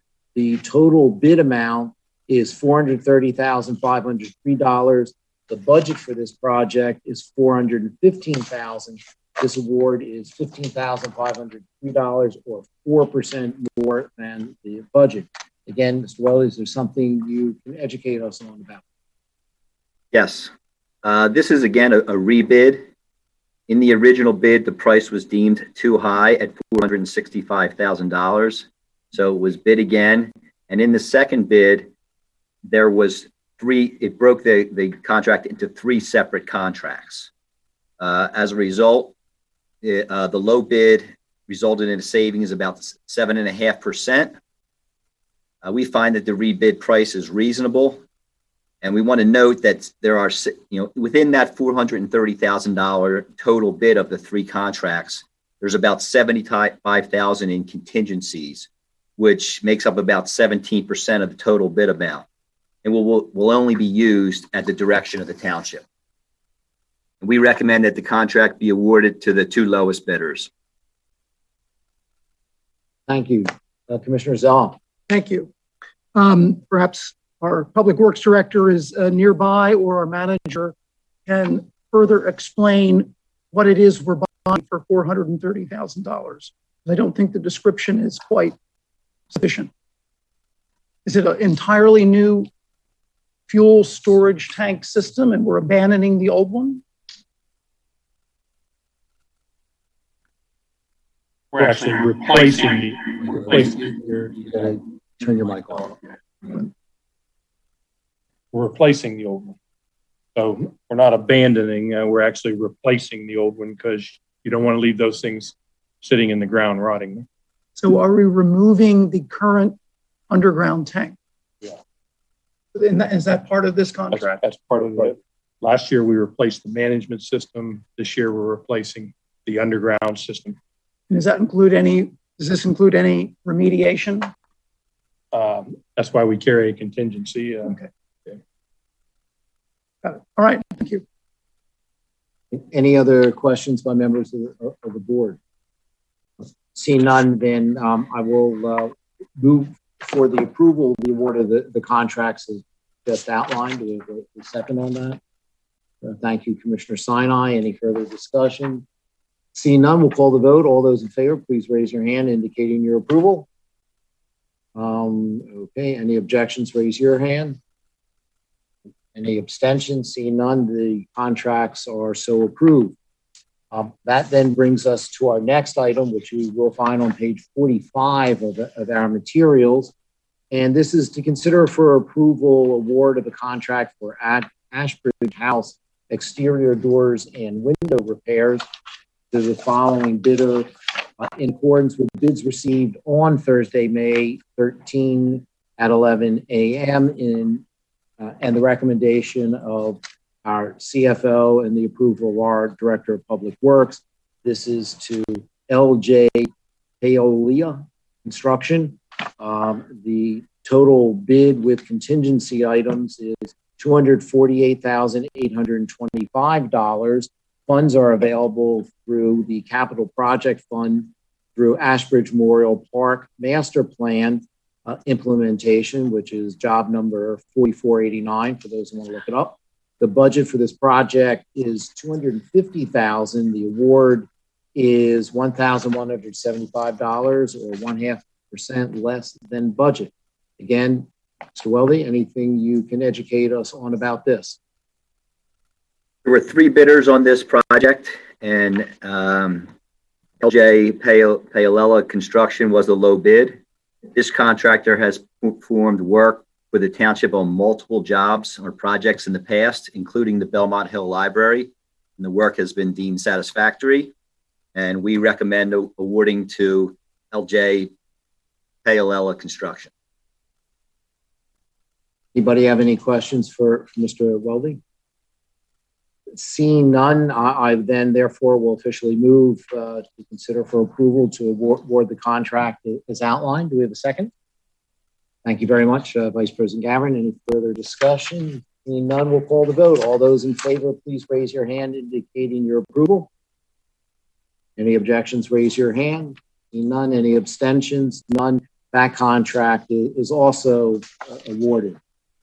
Next is to consider for approval the award of a contract to purchase apparatus for the Merion Fire Company of Ardmore to the following bidder in accordance with bids received on Thursday, March 19, 2021 at 11 a.m. and the recommendation of our Chief Financial Officer and Chief Fire Officer. This is to Pierce Fire Apparatus for a bid price of $689,000. These are from funds which are available from the Capital Projects Fund through the Fire Apparatus Replacement Fund, job number 4404. So the budget for this fire apparatus, or otherwise known as a fire truck, is $672,000. The total bid amount is $689,000. The bid award is $16,300, or 2.4% higher than the budget. And I believe our Chief Fire Officer, Chief McGarvey is here. Wish to explain this to us, please? And President Bernheim, I'll start out by introducing it, and then Chief Fire Officer McGarvey will continue with it. Fine.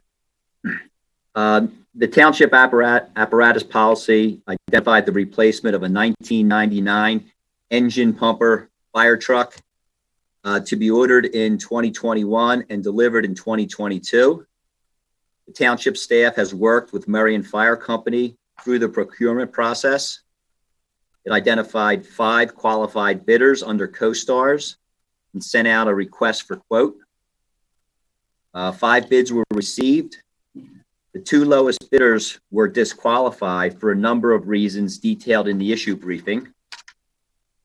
The next lowest bidder was Pierce Apparatus, which met the specifications, and we recommend approving the Pierce Apparatus bid. Thank you. Now, give Chief McGarvey an opportunity if there's something you wish to add to educate the board. Sure. So, Commissioner, this is for an attack pumper, okay? So we got different kinds of pumpers we're using here. An attack pumper is a engine that is more compact and smaller. The first apparatus out naturally so it can get there, attack the fire, and then your other engine or pumper would come in. It would be your supply pumper, holds a lot more hose, is usually a little bit bigger. So this is to replace their current attack pumper, which if you were to go over the Merion Fire Company today, you could see the difference in the size between the 2 trucks. And it was the Apparatus Committee's wish to stay that way and keep this truck as small as possible. One of the big considerations that we had asked for and we put in the bid was that we preferred a independent front suspension. And 4 of the bids came back with that. KME did not. And we vetted all this through Solicitor High with the front end suspension. And the second lowest bid was Spartan, which is missing several things from the bid, which was also vetted through our solicitor. And so that's why we are recommending we go with Pierce, as they met the specification. And the apparatus specification, one that we use, comes from NFPA 1901, which is the standard for fire apparatus, which is a 175-page document. And we tailored that to meet Lower Merion's needs. So, the current way, the way that we're bidding is fine. Has worked well for us in the 16 years that I've been the chief fire officer. All right, thank you very much, Chief McGarvey. And then 2 other quick things, if I may, remind members of the board that it's relatively new that we have changed the apparatus policy, where prior to that change, each of the fire companies were purchasing the trucks really with township funds and in their name. We now, the township, own the trucks, therefore we are the ones that are putting them out to bid. So the process of doing this is still a little bit new and different for the township.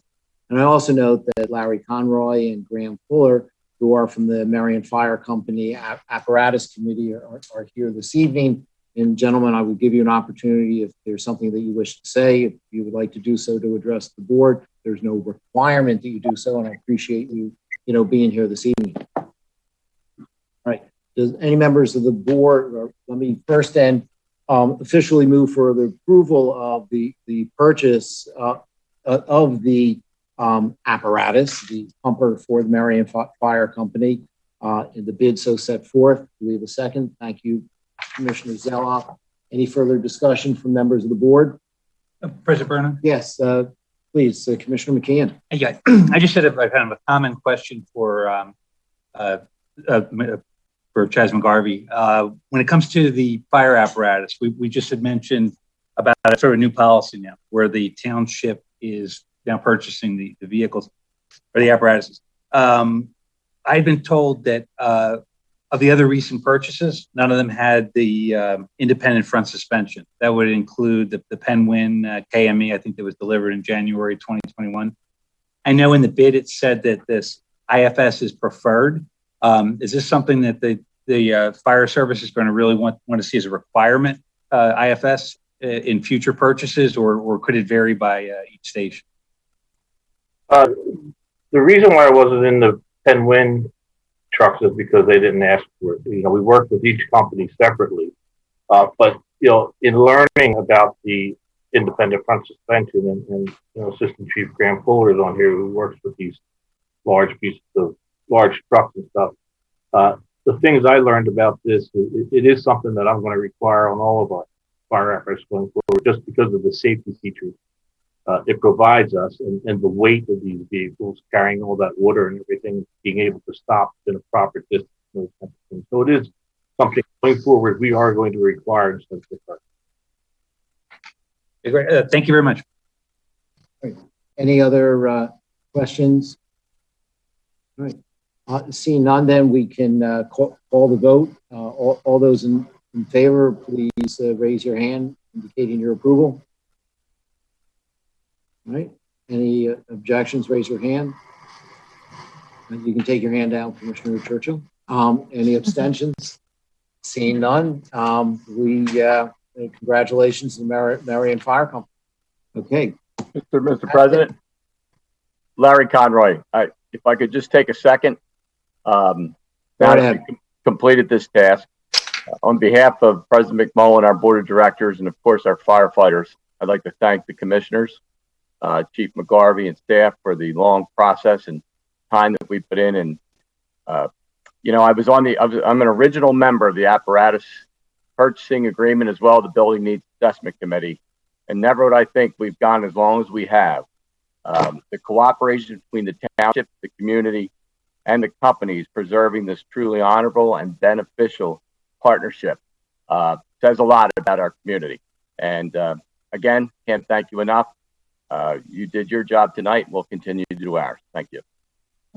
Yeah, thank you very much, Mr. Conroy. And I think that all my colleagues would agree that we can't thank all the people who are in our fire service enough as well.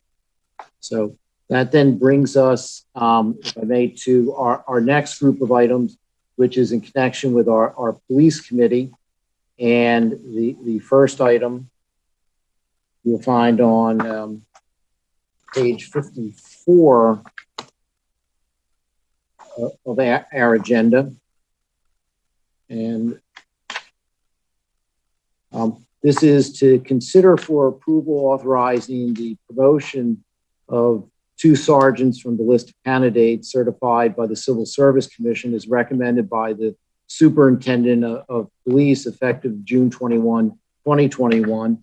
And I will get to steal some of his thunder and with the privilege of moving that Officer Edward Samara and Officer Matthew Doherty to the rank of sergeant. We have a second on that. Thank you, Commissioner Zeloff and Commissioner McComb simultaneously. Superintendent McGrath, is there something you like to state in reference to these promotions? Yes, thank you. Just briefly, as you know, as a personnel matter, this was discussed intensely during the executive session prior to tonight's meeting. And both candidates who you just named are excellent candidates who came through a recent promotional process overseen by Civil Service. They were the top 2 candidates through that process. Their track record of 9 years of service to the township shows they are ideal candidates for this position. And we're looking forward to see them join the ranks of our frontline supervisors. Thank you very much. Any other questions or comments from members of the board? Then I'll just note that we did receive, as would be custom in executive sessions, some little further description of both of these gentlemen, and we thank them for their exemplary service in the 9+ years they have been a member of our police force, and this seems to be an extraordinarily appropriate promotion, and we congratulate them and look forward to their continued service. With that, we still need to have a vote. So all those in favor, please raise your hand indicating your approval. Any objections, any abstentions? See none on that. Again, officers, congratulations. That brings us to the next item that we have. which is in reference to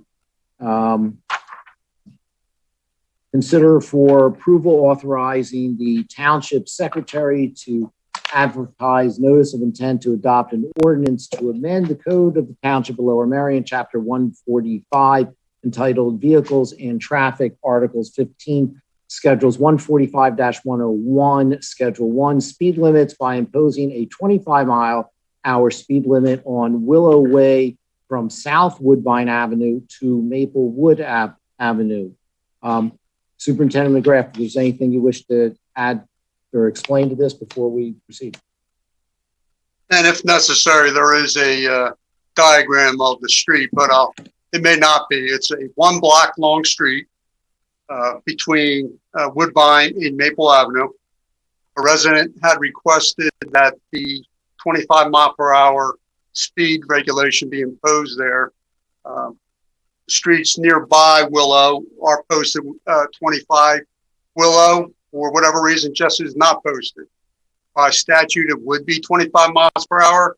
So in order to be able to enforce speed limits, we would need to physically post signs there and have it within the township code to do so. So we are recommending the adoption of this ordinance. Very good. I will then take the privilege of officially moving for its authorization. With a second. That. Thank you, Vice President Gavin. Any questions, comments? Yeah, Commissioner Sino. Yeah, just a quick question for Superintendent McGrath. So Superintendent McGrath doesn't remember this many years ago, but first time I met him was when I was my neighbors were seeking 25-mile-an-hour signs on our roads. And we discovered that when they got posted that not all the residents actually wanted the sign on their properties. I just wanted to make sure that this was just not just one resident, but like everyone has been checked with and people are okay with the sign going up. Yes, I had the same thought in mind. So working with traffic safety, we're making sure where they would post it, be only one on each side through the whole length of the road.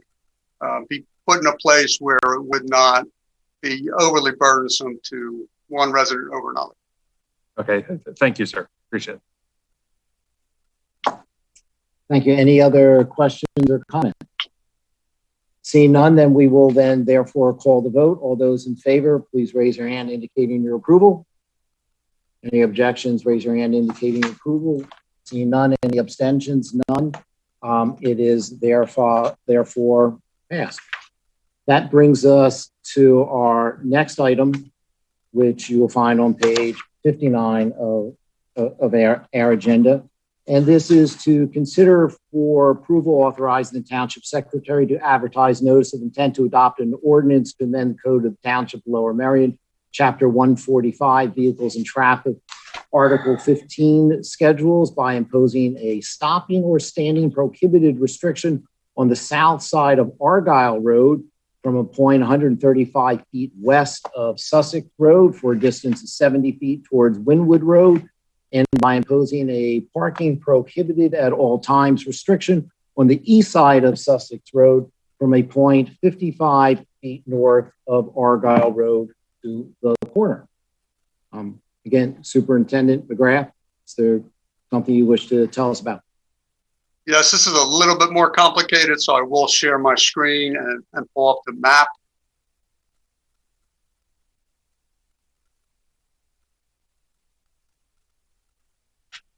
And hopefully everybody is seeing that now. Not yet. Not yet. Of course.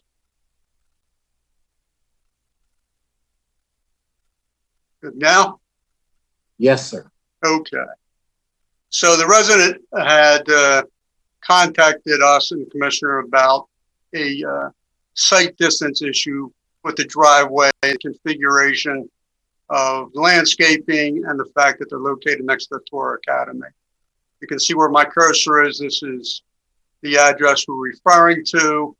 A site visit confirmed that there were safety issues with a safe ingress and egress out of this driveway coming onto this busy roadway. At the same time, moving over to your right of the map, you see on Sussex Road, There was also a report of a site distance issue with coming off of Sussex onto Argyle, and we confirmed that with the visit as well. So we are recommending putting the no stopping or standing between signs as indicated on the map here on Argyle, and moving back this no parking here to corner sign a little bit to assure better site distance clearance for safety at the intersection. I think, anybody have any questions for Superintendent McGrath? All right, I will then officially go ahead and move for the approval to authorize the advertisement for the proposed ordinance Argyle Road and Sussex Road. 1 second. There we go. All those in favor, please raise your hand. Oh, we need a second. Commissioner Durbin. Yes. Okay, thank you. And any other discussion? See none. All those in favor, please raise your hands. Your approval. Excellent. Any who opposed? Seeing none. Any abstentions? None. It then therefore does pass. Next is to consider for approval authorizing the Township Secretary to advertise notice of intent to adopt an ordinance to amend the Code of the Township of Lower Merion, Chapter 145, entitled Vehicles and Traffic, Articles 15, Schedule Section 145-108, Schedule 8, stop intersections by rescinding the two-way stop regulation and establishing a four-way stop regulation at Harriton Road and Mount Pleasant Road by rescinding the two-way stop regulation at Rock Creek Road and Rock Creek Road North Branch, and by establishing two-way stop regulations at Harriton and Rock Creek Road at the Rock Creek Road and Mount Pleasant Road. I'm sure everyone followed that. So Superintendent McGrath, would you like to walk us through this, please? Again, I'll share the screen and bring up that location as well. So residents in this area expressed a safety concern. Their main concern was with pedestrian safety in this not your quite standardized type of intersection. As you can see, the map indicates where there are currently stop signs, and then as you see where I'm pointing with the cursor, where it is requested additional stop signs placed. And that would establish then a four-way stop at Mount Pleasant and Harriton. While conducting a survey of these three streets, we found that under PennDOT warrants, traffic volumes, the minimums volumes, the corner site distance warrants were not met for PennDOT, to meet PennDOT warrants. We did find there were some minor errors. It's a matter of housekeeping. That's why this particular ordinance is a little bit longer. And that is at the intersection of Rock Creek and Mount Pleasant, there's a stop sign on Rock Creek that is not currently listed in the code, and that needs to be added.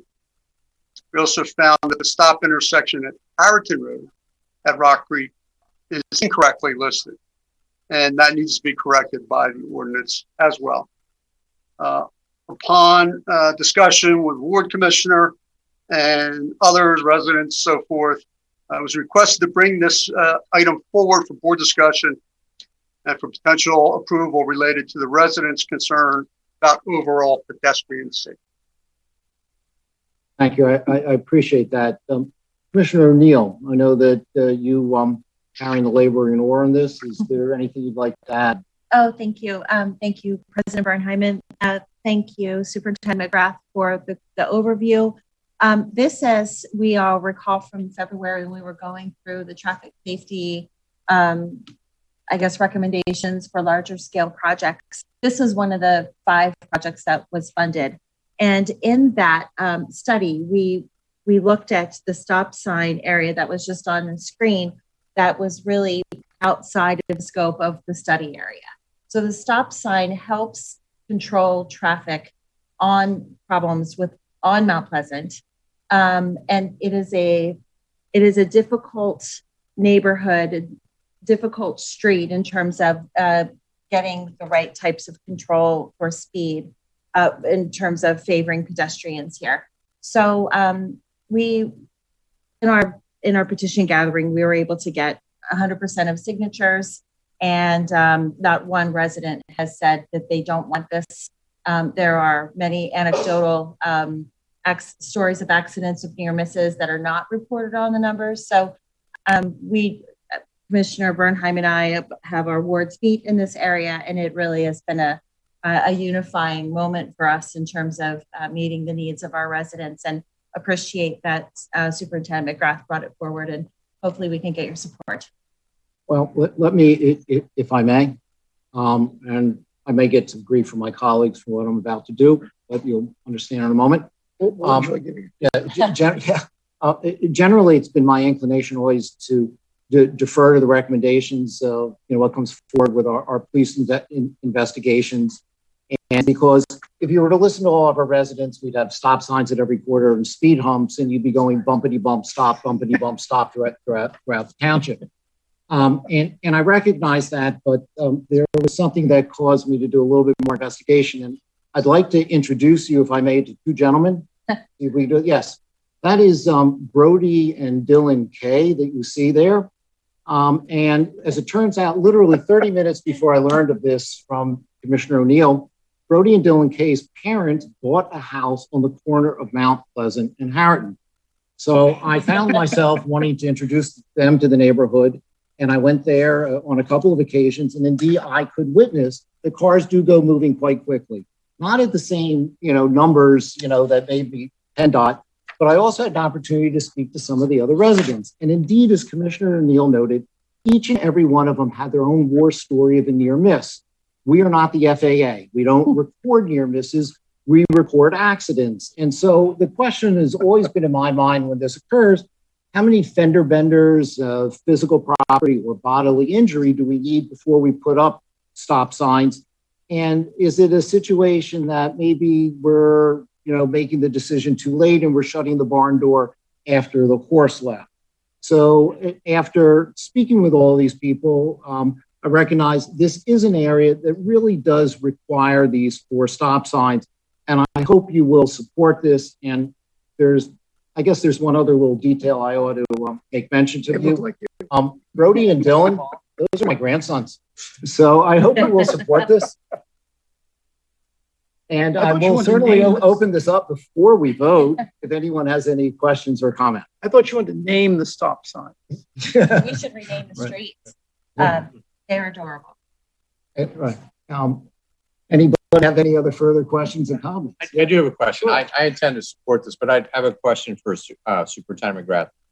I know that in the past we've been reluctant to go outside of what PennDOT recommends in terms of traffic signals and so forth. And one of the reasons is because they can create an unsafe situation where, for example, they're speeding on a side street and somebody wants to put a stop sign in the middle of the street, and the rationale is it's not safe because drivers aren't expecting it and won't stop, thereby making pedestrians less safe. Is there anything in the data that you looked at for this area that would suggest that the installation of these traffic signals could in any way make it less safe? Or is this just a situation where there's insufficient traffic to warrant the imposition of these traffic control devices? In this situation, if you choose to put the stop regulation there, it will not create an unsafe condition at all.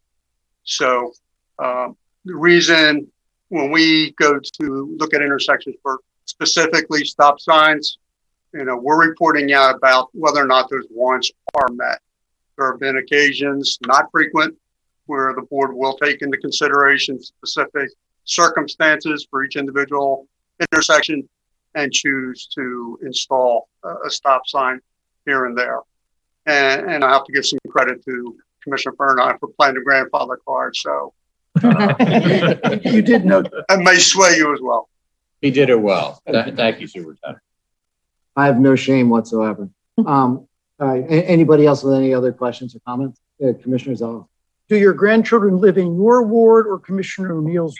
Well, actually, they live in mine, but they plan to vote for Commissioner O'Neill. Thank you. Any other questions? All right, seeing none, then first I have to actually officially move to consider for the approval of the authorization of the stop signs at Harriton, Mount Pleasant, and Rock Creek Road is those regulations as we went through. The second, Commissioner O'Neill. All those in favor, raise your hand and signal aye. All those who oppose. Any abstentions? Brody and Dylan, you can now go to sleep. Thank you so and thank much. you. Seriously, Thank Commissioner you. O'Neill, thank you, because I know there was a lot of hard work you did long before that. Okay. That now brings us to our next item, which you will find on page 71 of our agenda. And that is to consider for approval authorizing the Township Secretary to advertise notice of intent to adopt an ordinance to amend the Code of Township of Lower Merion, Chapter 145, entitled Vehicles and Traffic, Article 15, Schedule Section 145-108, Schedule 8, Stop Intersections, by establishing a three-way stop regulation on Rose Glen Road at its intersection with Maple Hill Road. Once again, Superintendent McGrath, it's all yours, and I have no relatives in the area. And again, I will share the screen so everybody has an idea of the location we're referring to. So safety concerns were expressed about this intersection at Rose Glen and Maple Hill. In particular, about a limited sight distance while exiting Maple Hill Road onto Rose Glen. Fortunately, I can report that the crash data doesn't exist, which is a good thing. But after doing a site review and having the township engineer look at it as well, there's an uncorrectable site issue at one of the corners, which would involve removal of a berm and extensive construction to adjust, to improve that site distance. Maple Hill is a private road, but a stop sign can be established there, and it is the end.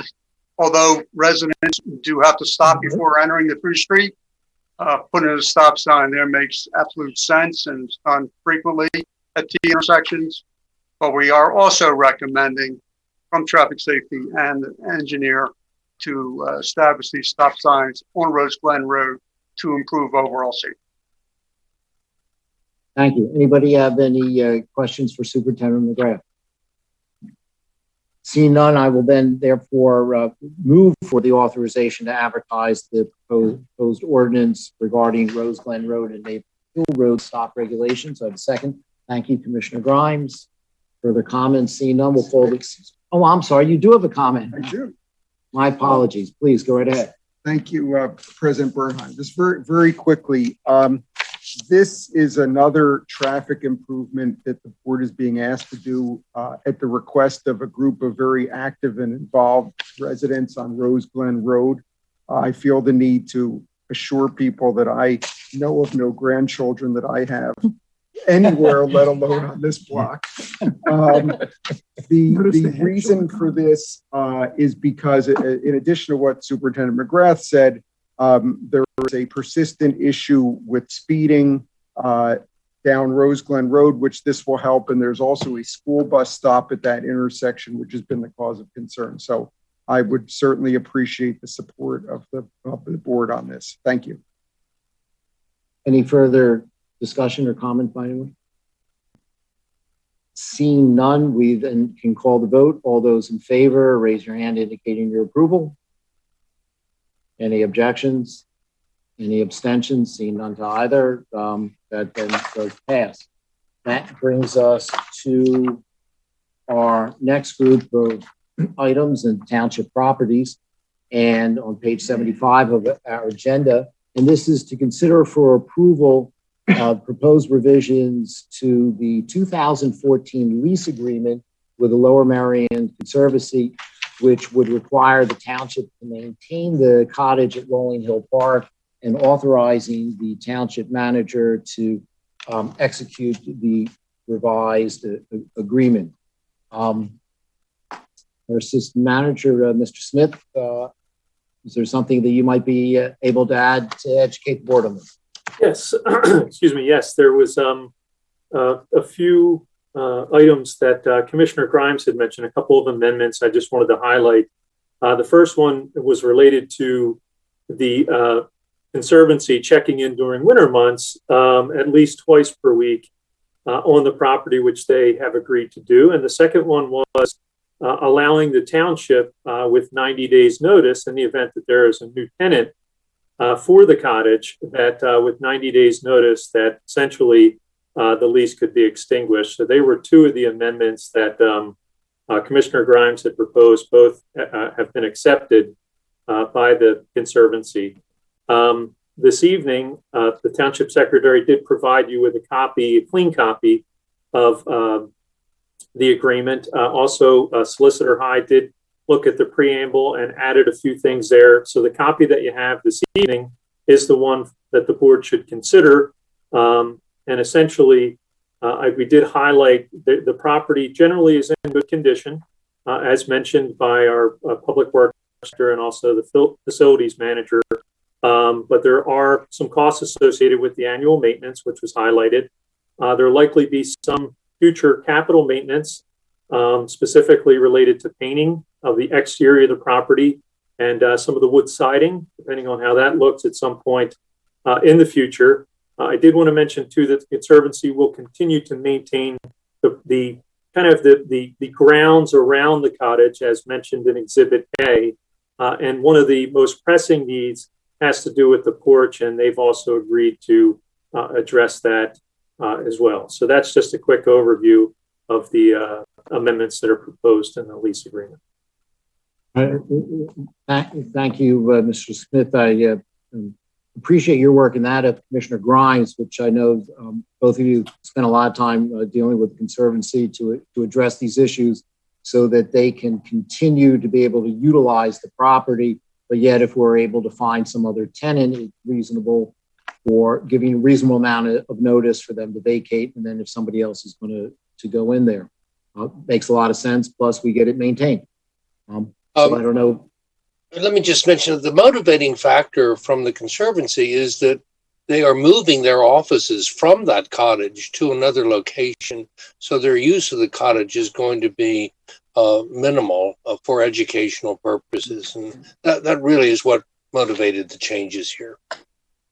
Right, but they're still going to utilize it. And this is why, and I think Commissioner Grimes, bringing this up, we were able to talk with them about the idea of having, a reasonable amount of time of 90 days notice, that if we do find somebody else that would have greater use for it, they said that was sufficient for them to, also change some of their, educational programs if need be. That may never happen, but, just in case it does, we have that, built into it. So, any other further comments, Commissioner Grimes? Thank you very much. I'll make a brief comment or two.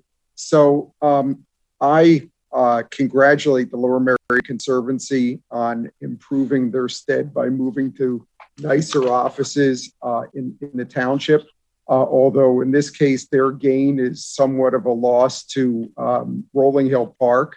The Conservancy did a number of things by being in the park that were really to the advantage of the park.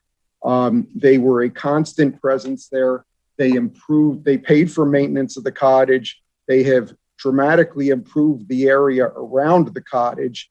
They've put exhibits up, which were really terrific and appreciated by people who go to Rolling Hill Park. And also by their presence on a daily basis, they acted as a deterrent to undesirable activities that might otherwise happen if nobody is around there. So again, while they're staying in the meantime, I thought that they're moving their offices creates an opportunity for us, particularly because the township is now going to be, assuming we approve this, assuming the maintenance costs for the cottage. And I am hoping the Conservancy has agreed that the township can seek a new tenant for this property, which could be a nonprofit. We could possibly consider whether we would want to have family move in there who would want to assume some sort of maintenance responsibility, but I think it's an opportunity. And as President Bernheim said, if we find nobody that wants to do it, well, then it's no loss beyond the Conservancy's not there. So I hope that my colleagues will support this and that afterwards we can get to, I can work with staff on seeing what we can do on proposing finding someone who might want to utilize the cottage. Thank you. Thank you very much. So I believe we still need a formal motion for the approval of the lease agreement in the amended lease agreement in the form that has been distributed to the board, this evening, and that is before us. We have a second, Commissioner Grimes. Any further discussion? Seeing none, I'll ask all those in favor to raise your hand, indicating your approval. Any objections? Any abstentions?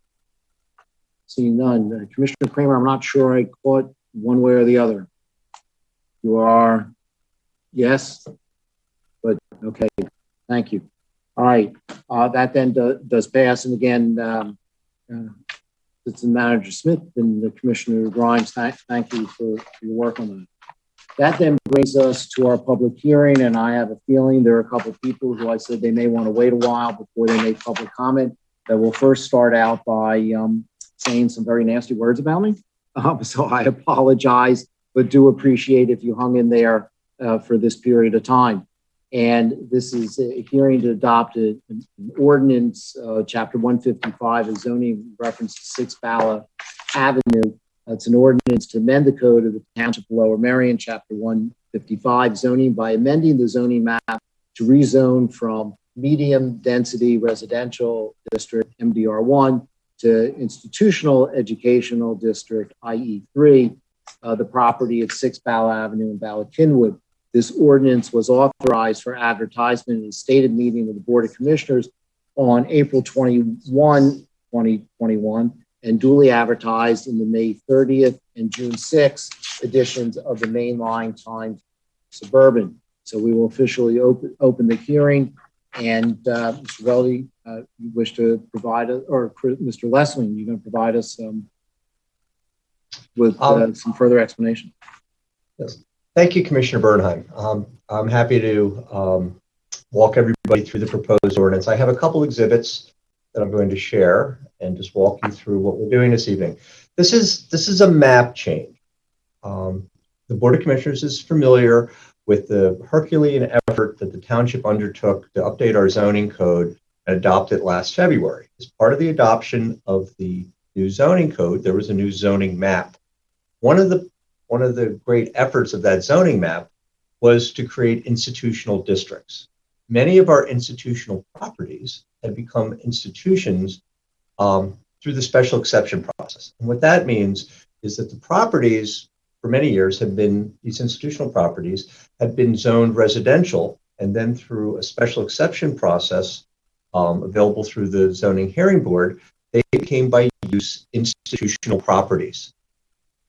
This created some issues over time, and now as the township's created and established new institutional districts, those institutions that had previously developed as special exceptions were no longer zoned residential underneath them and subject to the residential standards. They have their own specific standards in these institutional districts. The French International School on City Avenue was rezoned as such from a commercial property to institutional educational 3. It was going through an expansion by acquiring 6 Bala Avenue and then going to the zoning hearing board and having a special exception while the zoning map was being updated. While staff believed that the special exception would go through, we couldn't commit while the map was being done, before the map was finally drafted, to add 6 Bala Avenue, which in all intents and purposes was an institutional campus, to that map. After the map had been advertised, the special exception was perfected. It was too late. We weren't going to hold up the entire zoning process and adoption of the new zoning map just for one property to clean it up. We're somewhat now coming back. During the final plan process. Staff routinely talks to developers as they're going through their project, and this project is currently under construction. The school purchased 6 Bala Avenue, and they've incorporated that into their campus. There is some new play areas, some parking, some drives that are being added. The existing historic house on 6 Bala is being completely renovated. During that time, we've talked to the applicant, and there's some signage issues. Institutions have different sign requirements than residential properties. It only makes sense when you have a property on 2 frontages that, as an institution, that it should be able to take advantage of those sign requirements for institutions. They're very minor. They're not significant. But from the staff's perspective, it makes sense if we just went through this effort to clean up all of our institutional properties and have them be subject to the institutional zones to bring this one forward. Let me just show you a couple of images of what this implies. So there are the 2 parcels. The parcel along City Avenue is currently zoned institutional. The property up here is the 6 Bala property that's being proposed to be turned into institutional. They're pretty much merged by use now and function. The property 6 Bala was previously zoned as similar properties are along Bala Avenue as an MDR1 property. This is just I apologize because it's not colored, but this is from the approved site plans for what's happening here on the campus. So this is the existing campus of the French International School. There's a large building, there's lots of landscaping and a play area. The new property that's been acquired, the existing historic house is being renovated. There's a new parking lot that's being installed. And then all this hatch area is a required buffer and landscaping. The institutional district requires significant buffering, but more importantly, the special exception process required a lot of additional buffering. This is all going to be installed at the end of the construction while stormwater and the parking is all complete. The big change between the MDR1 and the IE3 district, which is what this property is being proposed to become, is that there's actually less development potential by becoming an institutional property. There's less impervious surface. The setbacks are significantly greater. That under the MDR district, there's a side setback of 10 feet, while under the institutional district, that will then be a 50-foot setback and a 20-foot buffer required. And also in the rear, there would be a 50-foot setback and a 20-foot buffer required. So the IE district allows, would result in less impervious surface in the future on the site if redevelopment occurs, greater setbacks. And then more importantly, there was a concern with the special exception process with institutions. What would happen as neighbors who participated in the approval process? Oftentimes the institutions are accompanied by a significant amount of conditions of approval at the zoning hearing board and with their land development approval. There is a provision in the zoning code, 155.44B6, and this memorializes a concern of many neighbors and institutions that all previous conditions imposed by the zoning hearing board on the approval of institutional uses by special exception and all imposed conditions by the Board of Commissioners by conditional use shall remain in force. This protects the neighbors around those properties. So in sum, from staff's evaluation, we understand that there's public comment tonight. I would guess, and I hadn't been contacted by any of these neighbors. I would like to be able to reach out to them afterwards. I suspect that most of their concerns are under construction, not from the zoning, because the zoning will actually result in less development, future development potential than what is on the site now.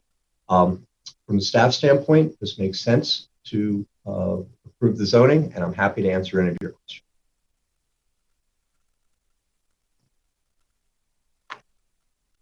But first, what we're going to do, Mr. Leslie, is going to open this up to the public And again, I offer my apologies and appreciation for those that did hang around. So, Ms. Berti, thank you very much. And again, please accept my apologies. This did take longer this evening than anticipated, but go right ahead. Thank you so much. And I really was only kidding when I said 11. I had no idea that that was an actual possibility. So I will mark my words next time. My name is Denise Berti. I'm an over 30-year resident of Lower Merion and a 20-year resident in this home. And I want to say, first of all, that those plants are lovely, but that is not what is happening in my backyard, literally in my backyard. And I'm not talking about construction. And I also want to be clear that I'm an educator. I love kids. We have 8 kids that went through the Lower Merion School District education, one who is still in there. So this is not about kids, but this is about a really, really significant change in my neighborhood. And in this case, in my actual home, where I was not consulted. Nobody reached out to me. There was absolutely no protection for me as a homeowner. City Avenue is City Avenue, right? And we deal with that because I live, that stone's throw from City Avenue. But to go literally on my property, what I can tell you is what's happening now, the situation right now is there is a wobbly fence between me and those children, which is not safe for them and is not safe for me and my children. There is absolutely it was a forested area. In fact, we did not replace a fence that had fallen down because there was literally a forest there. That has been completely destroyed. A very wobbly construction fence has been put up. There is now a lunch and soccer field in my backyard. I can hear the teacher's instructions. I can hear the children's, vulgarities at lunch. I can see them looking at me if I go out into my backyard during the time that they're there. This was done, again, there is absolutely no protection for my property, for my children, for, the materials that we have in our backyard, chairs, trampolines, all of those kinds of things are directly open. There is no privacy. Absolutely. Again, we were not reached out to by the developer, by the school, or by the commissioners, by the people who are on your staff. Not one communique. And this actually, absolutely, and it's funny, I didn't think about this in this way until I realized it was a zoning issue. I just thought it was a horrible affront to my property, is that it absolutely changes our neighborhood and makes it, and again, this is an institution, but this is a private institution. This is not one of our schools. This is not a public institution. This is a private institution that has now absolutely changed the feeling of being a neighborhood attached to my home. There are parking issues. There are teachers coming in and parking on our street. There are parents using our street to drop off and pick up kids, which again, not a problem with kids, but definitely we have a street that is a semicircle that has literally 7 houses on it. That has now become a drop-off pickup for a major institution. And my backyard has become, and to be honest, if I were a parent, because I know how much they pay, I would be offended. There is a mud field in the back of my house where children are smushed in 2 to 3 to 4 hours a day. If it was animals, if it was cattle, PETA would be out there protesting. The work has not been done in a nice way. The work has not been done in any way involving the neighbors. And it's my understanding that the neighbors have complained continually about this and have brought up concerns continually. So I'm very much concerned about the change in zoning because it is absolutely changing our neighborhood. As it is, we are very close to city line. As it is, we have to manage businesses that are attached to our properties. But this is the thing that has felt the most intrusive in my life. and in the lives of my community, my family. I know we had somebody else waiting. I don't even know if they could wait because, of course, we don't expect public statements to happen at 10:30 at night. And again, that's how this process has felt, that we as citizens have absolutely no voice.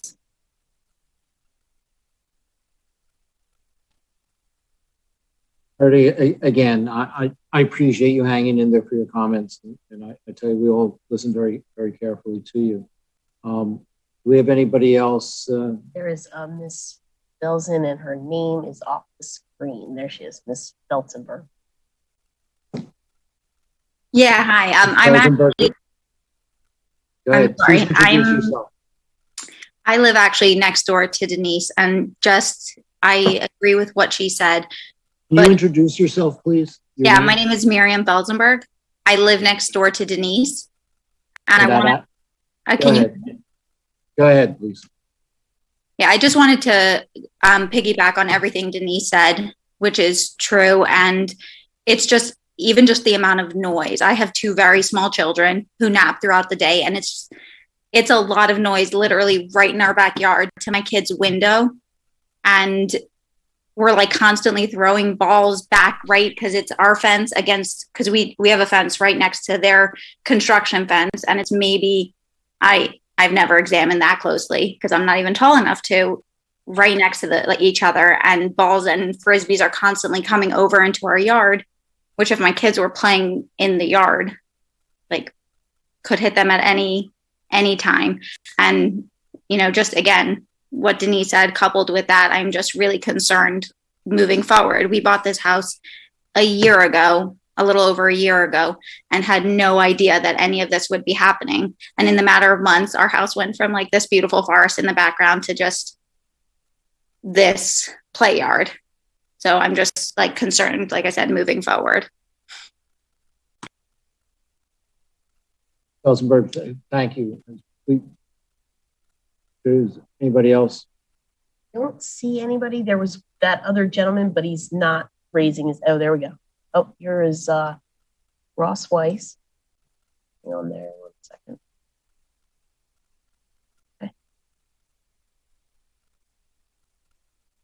Momentarily.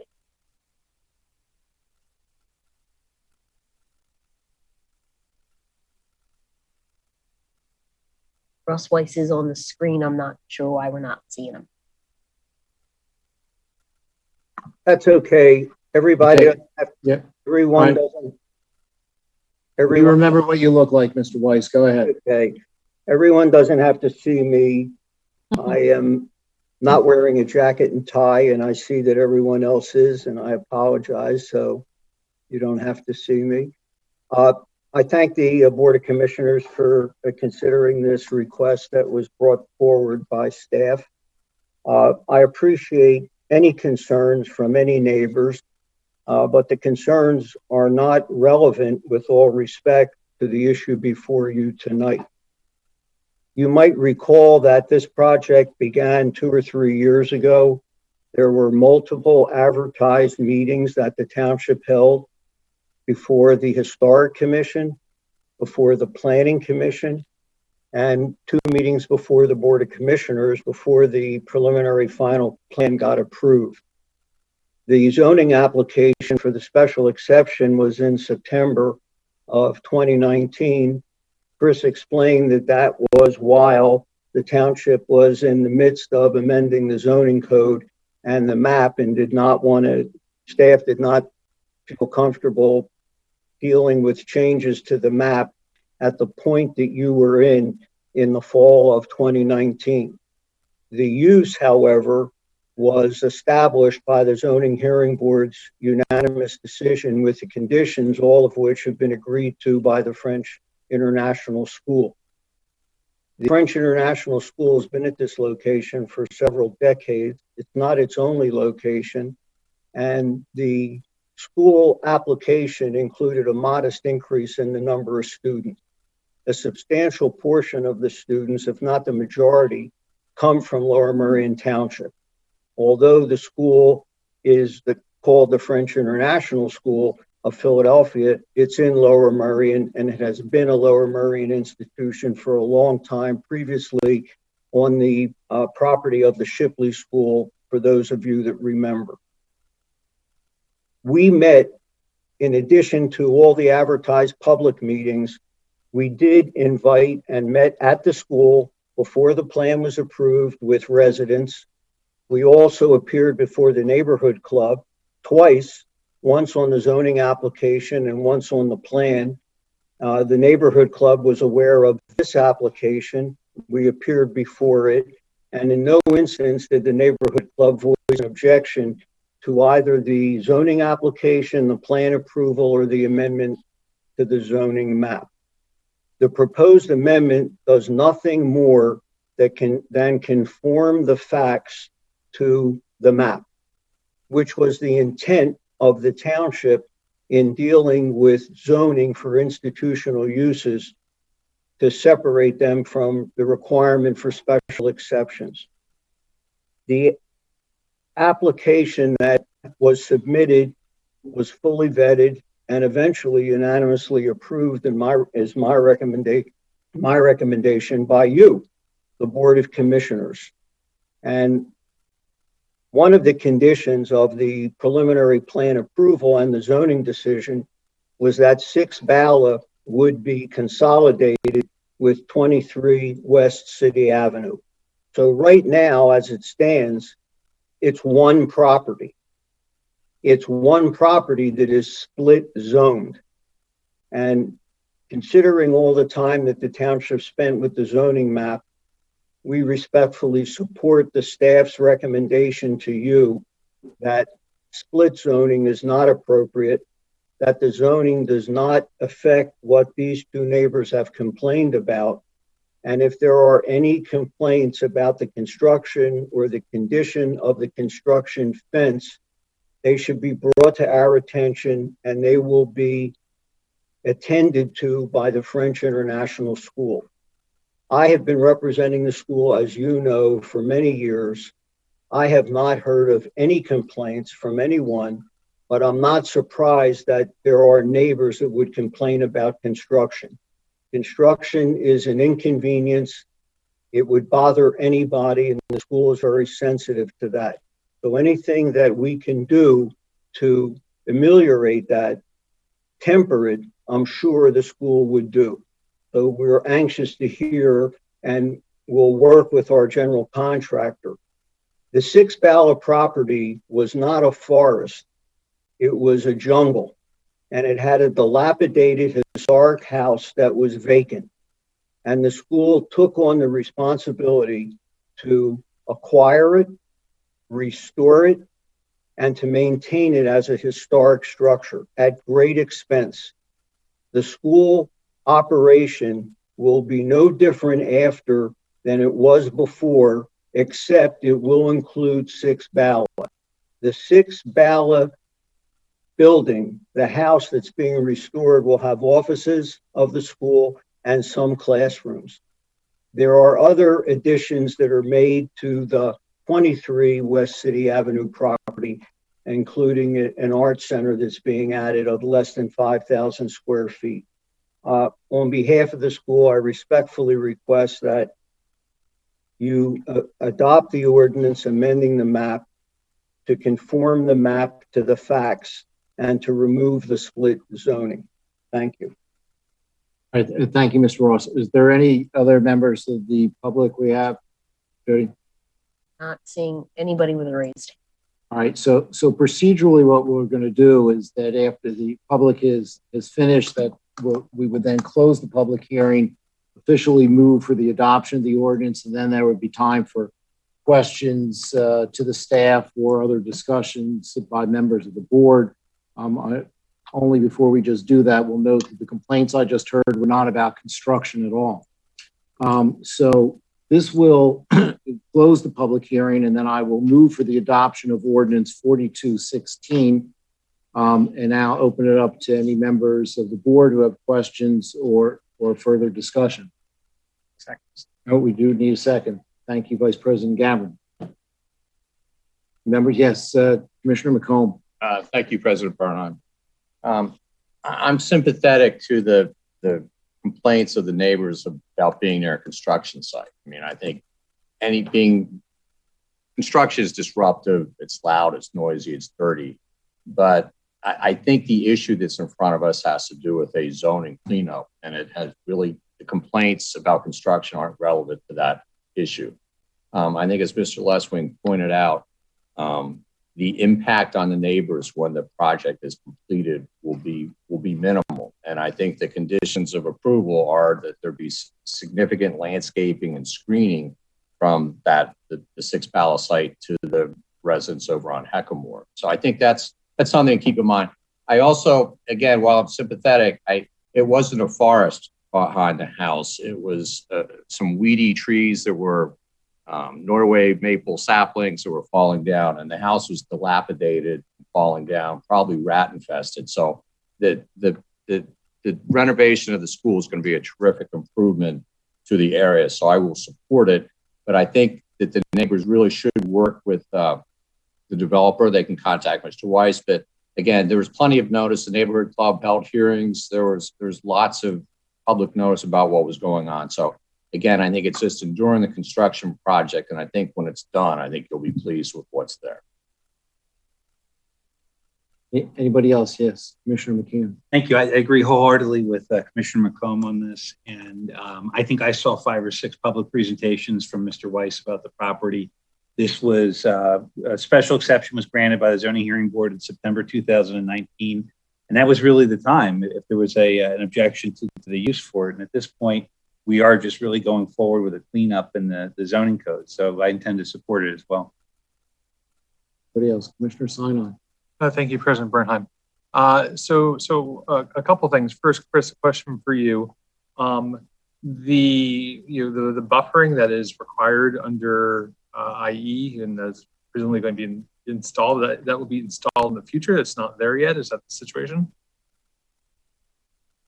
Correct. There was a buffer requirement that was required under the special exception that has not been installed yet.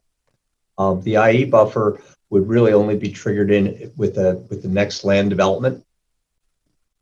Any future land development would trigger those other requirements. Right. And just to be clear, is the school behind on installation of the buffering, or they're just in the process of doing the construction? They just haven't gotten to that stage yet.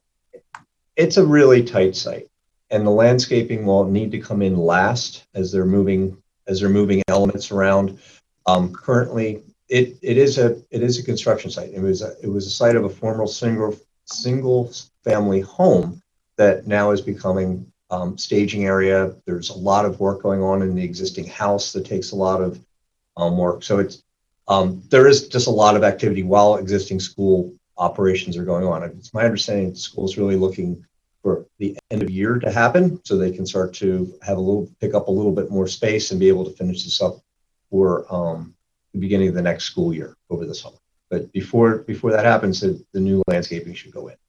Okay, and last question for you. So one of the other complaints the residents had, which is something that we often hear when neighborhoods abut institutions, is noise. And will the buffering and the landscaping, do you think that will help ameliorate any of that? It should. It should create, once again, a green edge between the homes and the site. One can understand that there were, as Commissioner McComb, I think he accurately described it, there were a lot of invasive trees that had just kind of set in this area. And while they were green, they came down. There will be new, healthy, native plants placed in it.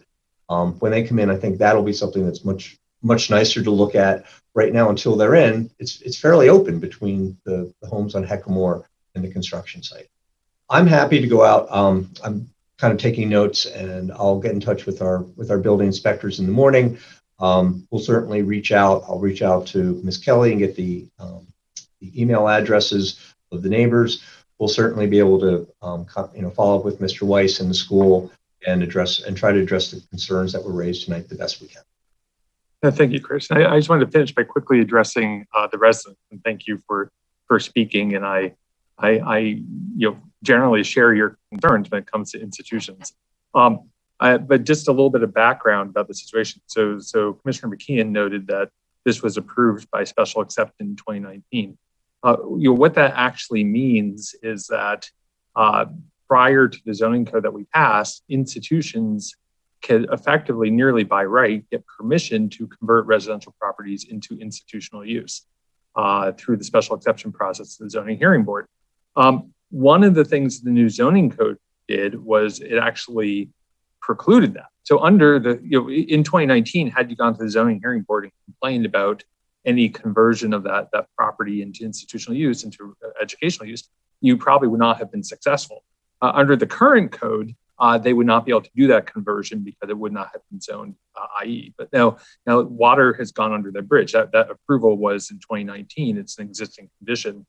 And the new code imposes more stringent requirements on it than the old code, but they are operating under the code that existed prior to what this board did to try and rectify some of the issues that you're running into.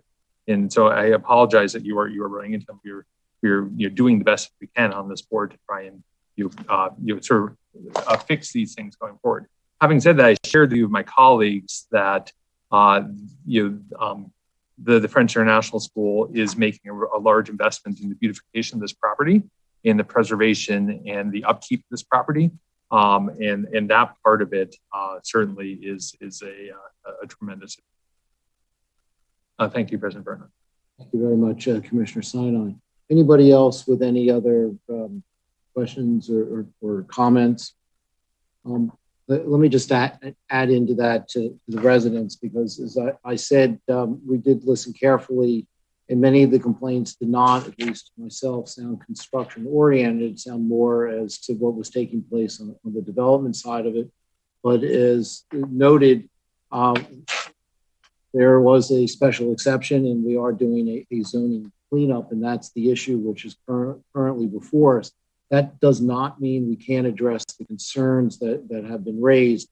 And I know that Mr. Leswin and his staff will do so, and for years of dealing with Mr. Weiss and his representation, not just of the French school, but others, that he will see that, to get them to be responsive as much as possible. Because yes, I heard about balls jumping over, noise and other elements that there can be some buffering to, but there also needs to be some neighbor-to-neighbor cooperation, and so the French school needs to really step up and be cognizant that some of their neighbors are residents, and this does indeed change a bit of their neighborhood.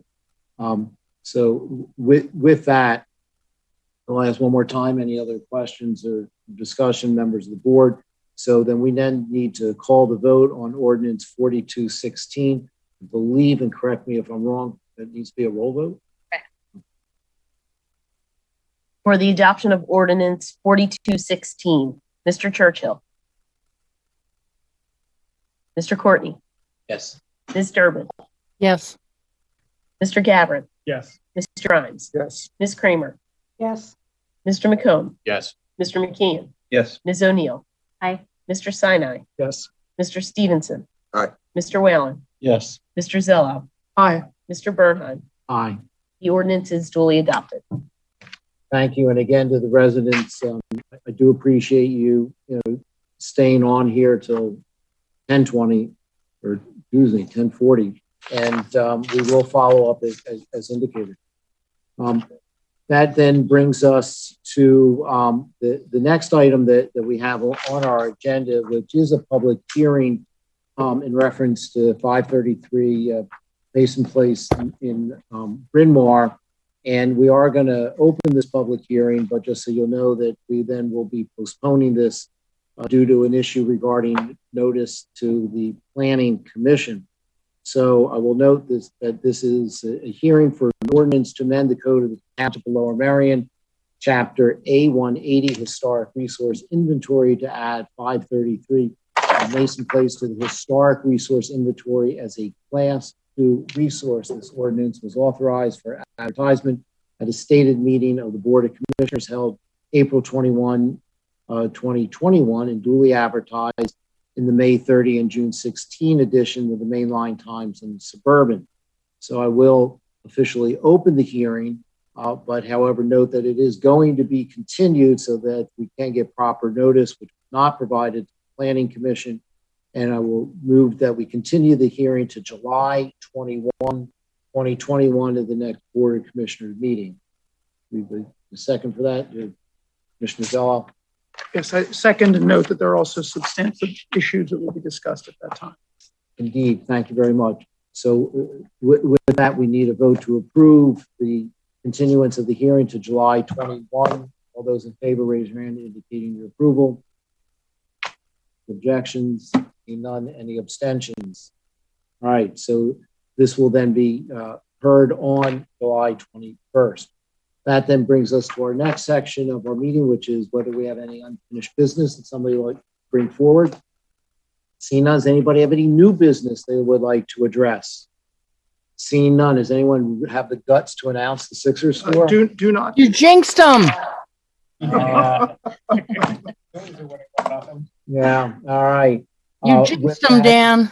I'm afraid we and the Sixers are hereby adjourned, and I thank you all for your hard work this evening. Have a good night.